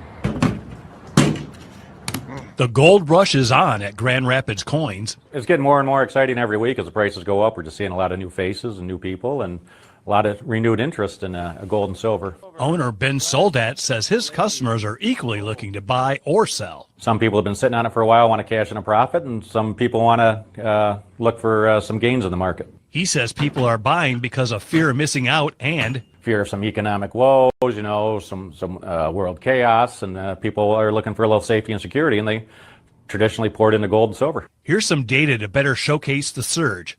In October 2023, gold was $1,800 an ounce. Now it's around $4,000. Silver was $23 an ounce. Now it's $50. I'm just going to pause that right there for a minute. Damn. I'm just going to pause that right there for everybody out here watching. I want to know, has your 401k went up this much? I want to know, has your IRA went up this much? I want you to go and look at the S&P 500 and see how much it's up over the last, from October to October in the last 24 months. And see if it's even competing with these right here. Now, they showing you gold and silver bars, but I mean, you don't have to buy gold and silver bars. There's plenty of ways to own gold and silver to get in on these gains. You got ETFs, you got miners stocks, you have you can even start an IRA, a gold and silver precious metal IRA. They got different companies where, like a Glint card, you can actually, it's like a debit card, but you can buy gold and they store it for you, and then on your card it goes up, GLINT. Go look that up. This ain't financial advice. This is just dropping game so you can get in, because people saving money, people looking at money in the bank. Your money in the bank gets devalued with this thing called inflation. Inflation is our prices keep going up. So if we got $100 today, we can go buy some stuff, right? But then next year when we go to the store, we're going to need $125 or $130 to get that same stuff. That's the price of the value. That's the value of the dollar depreciating, because it takes more of them to get the same thing. Mm-hmm. Here, looks like you spent 1,800 of them to get an ounce. Now that ounce is worth 4 bands. You spent 23 of them to get an ounce of silver, and now that ounce is worth 50. So the more money that keeps getting printed, because we in what's called a debt-based economy, where it's a credit-based system where they have to keep printing money. That's why you think the government is closed, because they want to pass the budget. Why do they want it? Why is everybody off? Because they want to add more money. When you add more money, what that do? That devalues the money that's already out here. Things keep going up. We got the tariffs that's happening right now too, where now we see that with China just said that they banning all rare earth minerals, and that's the stuff that help make microchips and all the stuff that go into making a whole bunch of stuff. But that's the most familiar thing people can resonate with, as far as the microchips, and everybody be trying to buy Nvidia and everything. Okay. But it's other stuff that rare earth minerals help to make. Look it up, do the research. China talking about they banning them. Okay. So that's an investment you can make here too, because that's going to keep going up. So look into this stuff, y'all. Check this stuff out. You know, check this stuff out. And if you know me personally, call me. All right. And I'll let you know what I got going on. I will share the game with you because I want to see everybody win. When you tune in to Cigar Sundays live with me and the God Ali Dawudel, we not bullshitting you, man. Like my granddad used to say, you bullshit a baker, you get a bun. You bullshit me, you get none. And we ain't gonna waste your time, because I won't let you waste mine. So we're going to continue with this real quick. People are moving into gold and silver because they want to be in a place that's safe and that results in some growth during inflation. Paul Isley, Associate Dean of Economics at GVSU, says gold and silver prices are rising for different reasons. There is a supply deficiency in silver, so there's not as much silver available as people want to buy, and that's driving up the price. Silver is used in electronic manufacturing, and there's not enough mining to keep up with demand. Gold has very little industrial usage, too expensive, and is considered by investors as a hedge against inflation. This is really central banks, particularly China, who's been buying up lots and lots of gold. And they're doing it to reduce their reliance on the U.S. dollar. Isley says even though prices have been rising, things will change eventually. The likelihood of it pulling back is very high.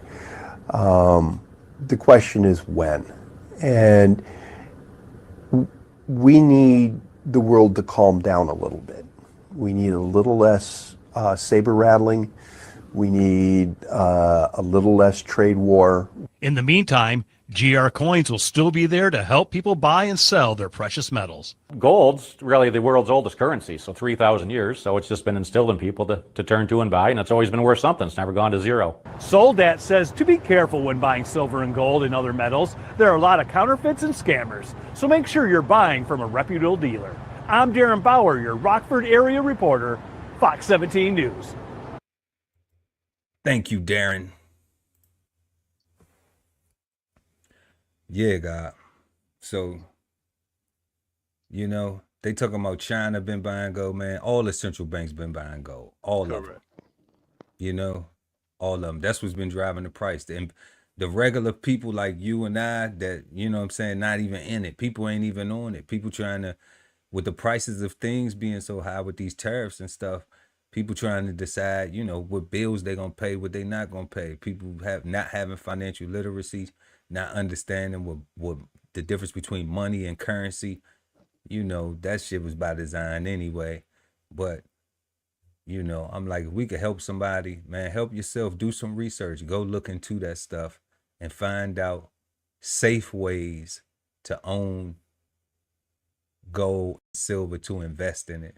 You know, it's a lot of stuff. They got strategic wealth preservation. Like, that's a place in the Cayman Islands where somebody like regular like us can just open up an account, start putting fiat in there, buying precious metals, and they store it for you in the Cayman Islands in the vault. Boom, boom, boom. Like, remember that used to be a big thing back in the day when people be like, yeah, you know, only the wealthy got accounts in the Cayman Islands and shit. Only the wealthy. Well, you could be wealthy now. This, you know what I'm saying? Like, the shit is online where you could just be wealthy now. You know, but only the wealthy deserve it, though.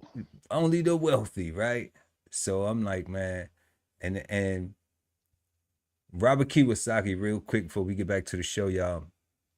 Robert Kiyosaki, a lot of people don't like him because of his area. He kind of Trumpish, you know, but he cool with Trump because he always says, you know, he says, what is it that he said? He said, I don't save dollars, you know, I don't save money, I save gold, you know, because cash is trash, right?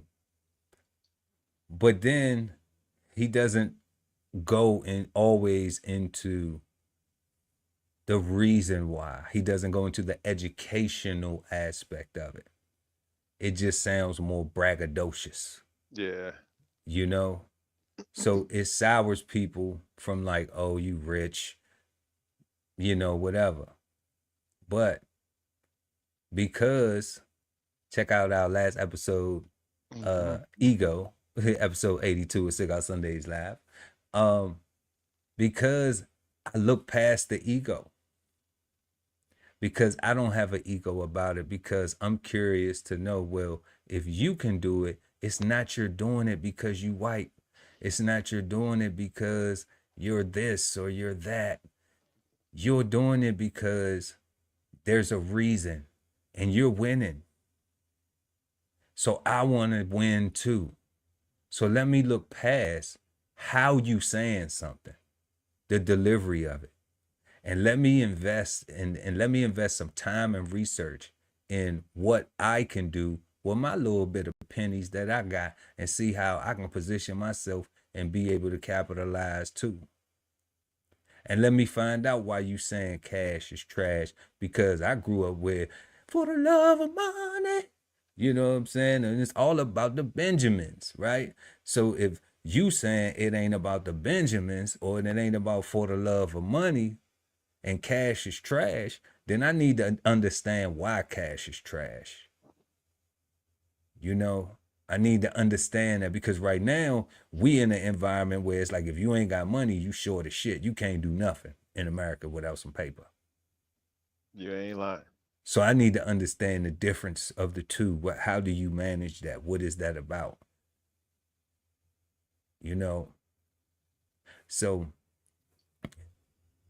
y'all check that out. You know what I'm saying? Don't be on no FOMO. Dude said it's going to pull back. That's normal. That's a normal process of markets, but it ain't going to crash. Like the other guy said, it's never been worth zero. It's never been worth zero. And one thing's for sure that we know is a pack of Annihilators used to be like 10 cents or a nickel. Facts. Okay. I remember one both. thing, a little Debbie snack cake used to be 25 cents. Bro, they 250 up the road at the gas station, bro. 250. I saw a sign that said a quarter would was for $1, and I was mad. I was like, "Yo, man, you crazy?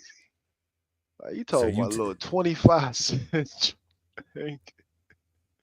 So you telling me now that it done got that much more expensive? Nah, you gotta understand what it is. That mean that it ain't worth the same no more. That the dollar done got devalued. I'm like, look at the dollar store. They talking about this 3%, 2%. All these academias talking about these 2%, 3% inflation, target inflation. Man, that's some bullshit. At the dollar store, it's $1.25. That's 25% inflation. That's crazy. That's 25% inflation. That is not no 3% target, this, that, and fuck all that. It's 25%. That's crazy. You know, so like, please, y'all, snap the fuck out of it. Go do some research. You know, I ain't always trying. Don't be one of them people when you hear something and be like, oh, he think he right about something, or he trying to be right. You know what? Because if I'm right about it and you're wrong, I'm going to be fucking winning. So the choice is yours. Real shit. So you've just been flavor bombed, and now back to our show. So if you just joining us, y'all, go ahead and smash that like button. We really appreciate it. And share the video with another wonderful person like yourself. We are smoking on the word insecurity tonight. And we have been answering our questions. And we are at our last question tonight, which is, can insecurity ever be beneficial? And if so, how? The God Ali Dawoodell at BK Soul Farm. Can insecurity ever be beneficial? And if so, how, God?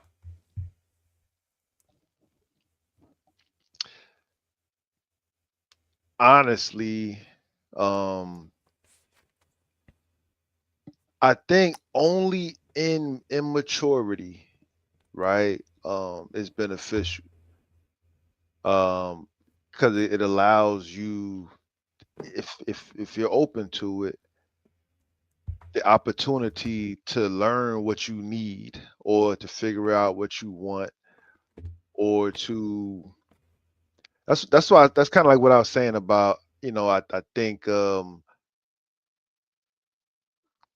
supposed to develop, out of puberty, we're supposed to become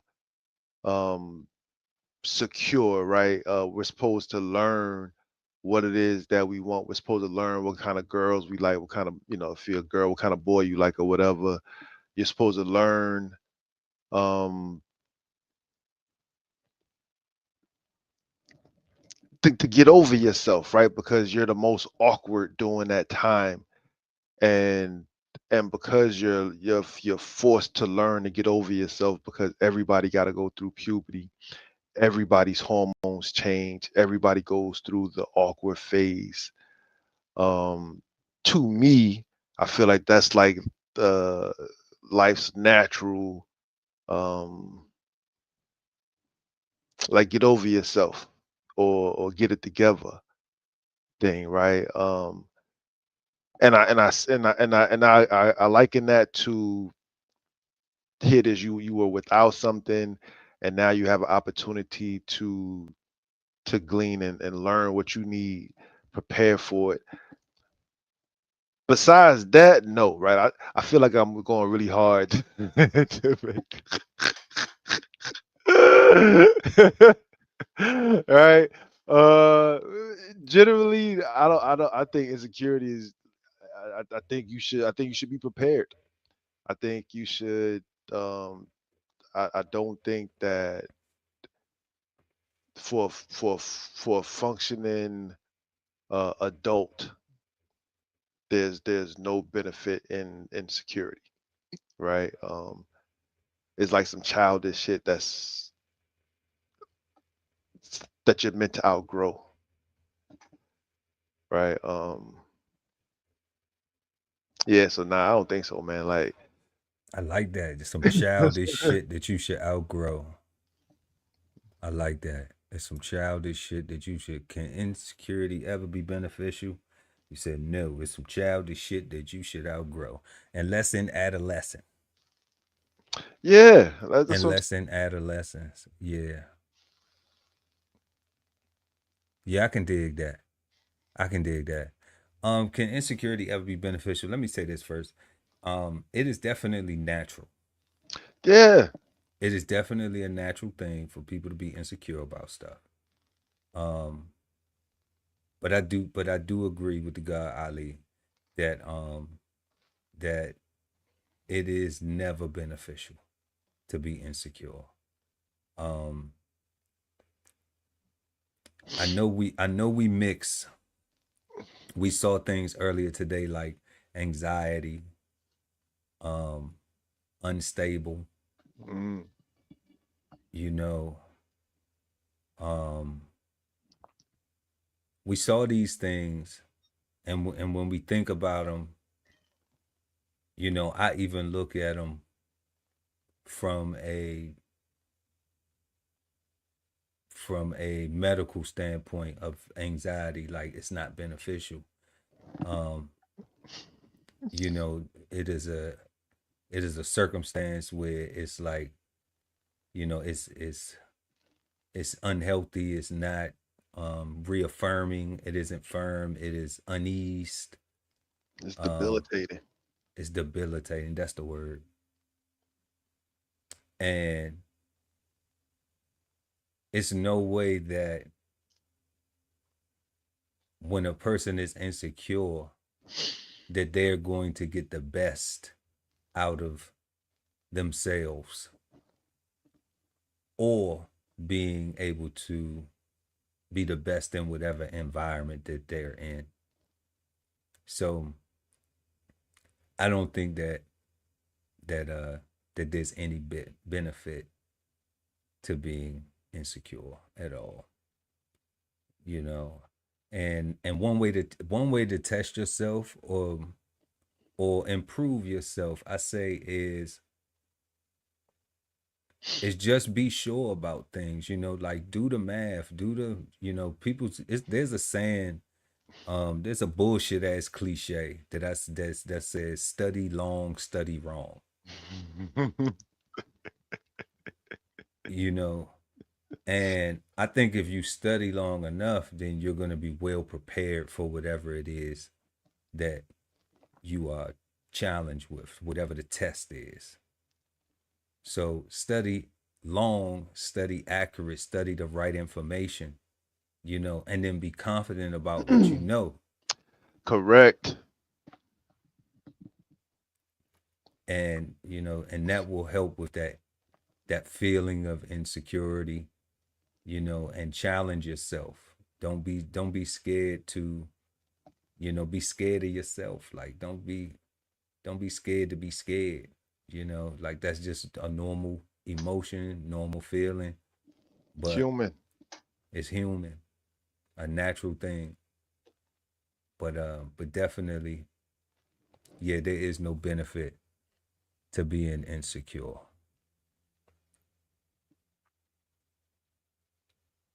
So we went over our questions. Pardon me. We went over our questions tonight. What do you think of when you hear the word insecurity? Let us know what you think in the comment sections. What was an insecurity that you've had and how did you overcome it? We would like to know. Let us know down below in the comment section how you overcame your insecurity. And we always respond to all of the comments. How does childhood upbringing influence adult insecurities?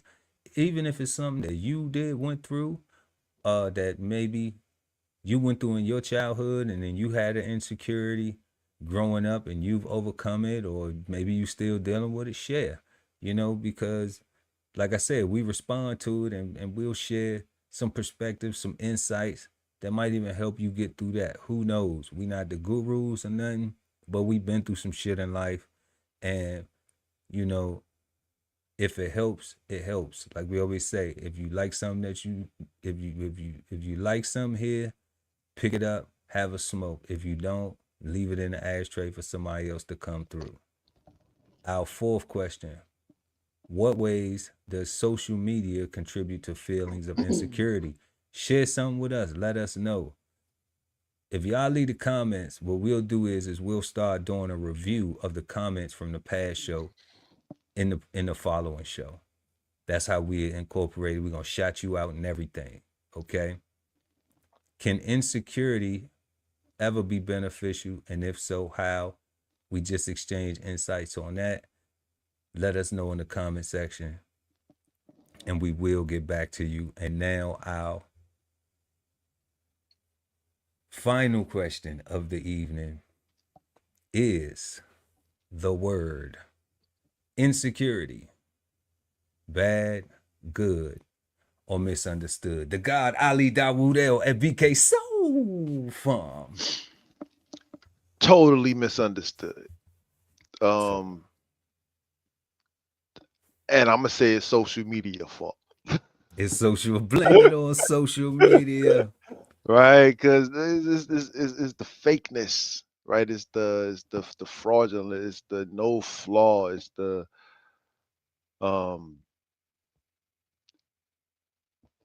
if you don't want to pay a deposit, I refuse to accept that me not wanting to pay a deposit makes me insecure. That's crazy, right? right? To find out if I potentially want to date somebody or whatever, right? That is crazy. I think people are just using. I think people are insecure and are putting their insecurities on other people, Mm-hmm. right? I think that's what's happening more times than not. So it's easier to say um, you're just being insecure, you're acting insecure, than to say we're incompatible, right? Mm. We got different goals, we have different visions, we have different requirements, right? Kind of like what I was saying, like if you're a person that is offended by the question of how many people you've been with, if that question offends you, you should not be with a person that requires that answer. Yeah. Like that person that requires that answer is not an insecure person, right? That they just love themselves enough to want to know what they need to know for themselves, right? Like it's like people that read the ingredients at the grocery store on everything that they buy, like they're not better people. They just want to know what's in this stuff that they're about to buy, that they're about to consume for their own well-being, right? They just want to know, right? It's not going to stop them from buying it if it has something in it that they can't pronounce. Depending on the number, that might stop them. Be like, wow, you just give it to everybody. Like, damn, you know, like you don't have no type, no standards, no nothing. So, But yeah, that also depends on that person's partner, right? Because again, I may not see your freeness in the past as a flaw, right? I might only see your lying about your freeness as a flaw, right. right? Yeah, I could be like, you got 100, I got 100, we a perfect match. You got 100, I got 5. Like I know you There got you a go. 100, right? Like I know you got 100. I know that you're way more experienced. I know that. Yeah. So I can set my expectations for like, yo, like so I only got 5. She got 100. Man, she either got to teach me or we got to figure something out. Oh, I thought you meant 500. Nah, Nah, nah. nah, Oh, damn. Oh, damn. nah. I'm Oh, saying, damn. I'm saying, because I'm saying Oh, damn. again, just because you have a need to know the answer doesn't mean that your need is from a judgmental place of judging that person, right? But it is though, God. It's always a judgmental place because I don't because know. because look at the follow. The follow was if she got 100. See, I thought you meant 500, Nah, and she got and 100. and this how I interpret it. What you said. If you got 100, if she got 100, Hmm. and you got 5, Hmm. then now I know what to expect. Cause That's she cool. could, cause she could teach me something because she got experience. See, now there's an expectation that you supposed to be super freaky because you got way more experience. You've been with 100 people. You know how to. You don't probably got no limit, so you probably gonna freak me all the way out. Okay, But but then, that's how experience work though. It only get better the more times you do but then, what if she had? But what if she had a epiphany where now she, wants to just that was that life, and now she's looking for something more conservative and more it. less. Again, that's what I'm saying, right? Like social media tells us that the judgment is the number, right? And real conversations that I've had with real men in real life, the real answer be she lied about it.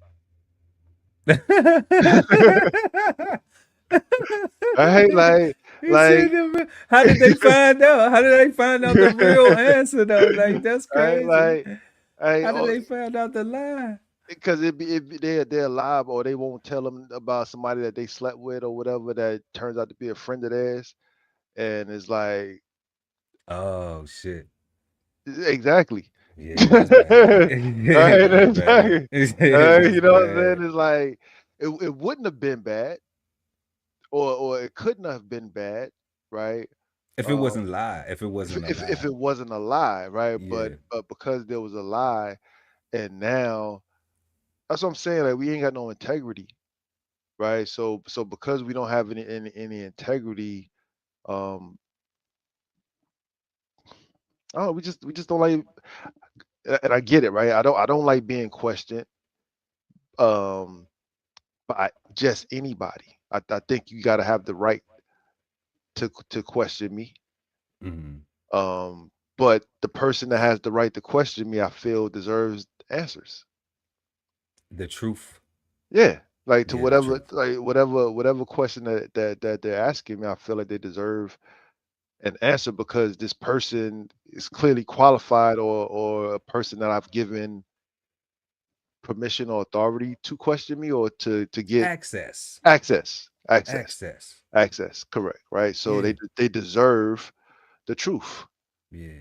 and their question shouldn't offend me because I've given them access. Mhm. Now, if I feel like if now I feel like if the question offends you, then this is a person that you want to give restricted access to, Yeah, you want to go on about your business. right?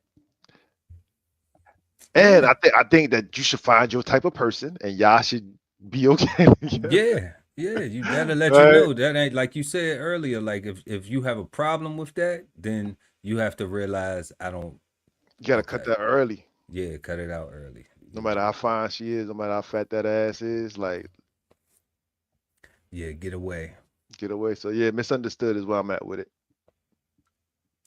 Yeah, guy, I would agree that that insecurity is definitely is misunderstood because it isn't studied enough. Too many meanings are given to insecurity from so many different perspectives where it's like, oh no, that's insecure. Oh no, they insecure. Oh no, they insecure. Oh no, they insecure. And I I think you were accurate about the lack of communication. You know, when you say that the person, if they don't like the question, then they should do something about it. You know, separate themselves. Okay. Because a lot of times people will evade the questions and not want to be forthcoming, have no integrity, And that's a lie. you know, and that's where I kind of put that on the situation where I was talking about earlier, describing how like when I asked the person like, do you want me to function in this capacity? You know, if so, that's cool. I will, you know, but I need you to say that, you know, but then they didn't want to give me an answer, you know, because they really didn't want me to function in the capacity, but I peeped it, you know. So I'm like, how you want to be my friend, but you can't give me an honest answer. You can't say, well, Pearl, I don't really fuck with you like that. You know what I'm saying? I don't really want to do business with you, you know? You win too much. I'd rather compete against you, you know, because I don't know, like you might take too much shine, or I don't fucking know. It's just like, You're not a sucker. Of course you yeah, don't know. yeah, you know what I'm saying? Like, I don't know. That's some sucker shit to me. So I'm just like, okay, I would appreciate that versus, you know, well, uh, no solution, like placating, like, yeah, I want us to work together, but that's the lower end, but then really you want the person to work for you, you Yeah, know?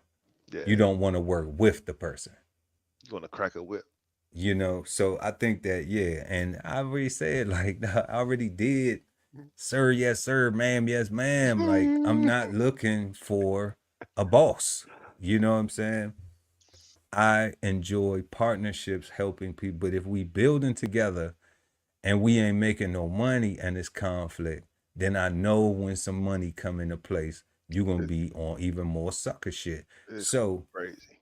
so like you said, when you get those questions and you get these responses, the best thing to do is be aware and get the fuck out of there. ASAP Rocky. You know? So that's what we on, that's what we doing.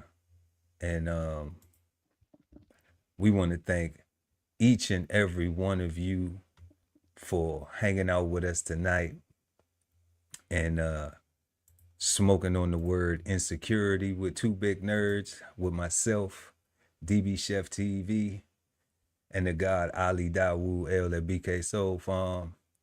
And that was another thing. You know, I want everybody out there, we want everybody out there to have a peaceful, positive, and productive start to your week. And that was the thing too. You know, like I couldn't be introduced. When I'm online, man, I'm Chef Earl Pearl at DBCHEFTV. Mm-hmm. Right? You couldn't say DBCHEFTV? You know what I'm saying? Well, it wasn't that I couldn't say it. But you know, but it was like it was irking. It was irking people when I would say it. Because I'm just like I'm like, first of all, I'm not my real government name on YouTube. In the first place. Second of all, you know what I'm saying? Like, introduce me correctly how I'm asking to be presented online in public. You can't say your name over here, God. Well, man, you got your own show. Say your name over there. Yeah, you know. So it's like, man, that's wild. Yeah, Dr. Mo, I'm laughing. Shout out to everybody who pulled up Dr. Mo. Who else? We had G Murray in the building. We had Bubbling Brown in the building. We appreciate y'all for pulling up and showing out, y'all. And with that, hey, Dr. Mo put a name in the chat, African Emporium. That's another brother I want you to link with. That'll benefit the show and the community, because they've been putting out information for like this on that financial tip for quite some time. Okay, link them up, guys. Have them come on the show and chop it up with us. Hell yeah. Yeah, link it up. Yeah, I gotta be a better friend. I just be assuming like, yo, man, if y'all know me, then y'all know each other. But I actually gotta say, Pearl, I got you. Yeah, just make the link. Just I got you. You know, and we're gonna put it together. That's it. Absolutely. So yeah, y'all, we'll see y'all next time right here on Cigar Sundays Live with myself, Chef Earl Pearl, at DBCHEFTV, and the God Ali Dawood L at BK Soul Farm. Hey. Y'all stay blessed and beautiful, man. We'll be back next Sunday. Peace, God. Peace, God. This whole publication is all about going from nowhere to somewhere, right? Being able to stand on something so that you can travel in peace, right? So bksoulfarm.com, 1016 160 self-sustainability. Jump on the list and get yourself together, right? Because it is irresponsible to not even know what responsibility means. So get yourself together, food, clothing, and shelter, protection of that, support your interests, and live. Some say that art imitates life, but we say that life is art. So visit the DBCHEFTV gift shop and get 15% off of your next masterpiece of fashion. How do you get there? Simply tap the link in the description. At the Veteran Kettle Podcast, we thank you for your service, support, and sacrifice to our country. Listen to real stories of adversity and triumph as we give our best to honor our vets. Subscribe today and watch episodes now streaming on YouTube at TVK Podcast. the veteran kettle. If it's Friday night and you don't have a date, then brunch with the fellas is your spot, so don't be late. We go up at 9 p.m. with the trending topic news. Smash the like, comment, subscribe, and share the content. Don't be rude at Brunch Fellas, now streaming on YouTube. Love ain't always easy, and we won't stop until we get it right. So bring that ass to the Love Speak podcast. Subscribe today and let your love speak at TLS Podcast. The Love Speak, now streaming on YouTube. Exchange insights Sundays at 8 p.m. East Coast time with the Cigarden Panel, smoking on words like two big nerds, hosted by DBCHEFTV and BK Soul Farm at Cigar Sundays on YouTube. Subscribe and hit the notification bell so when they go live, you never miss an episode of Cigar Sundays Live. Sign up for the newsletter and shop merch and clothing at www.dbcheftv.com.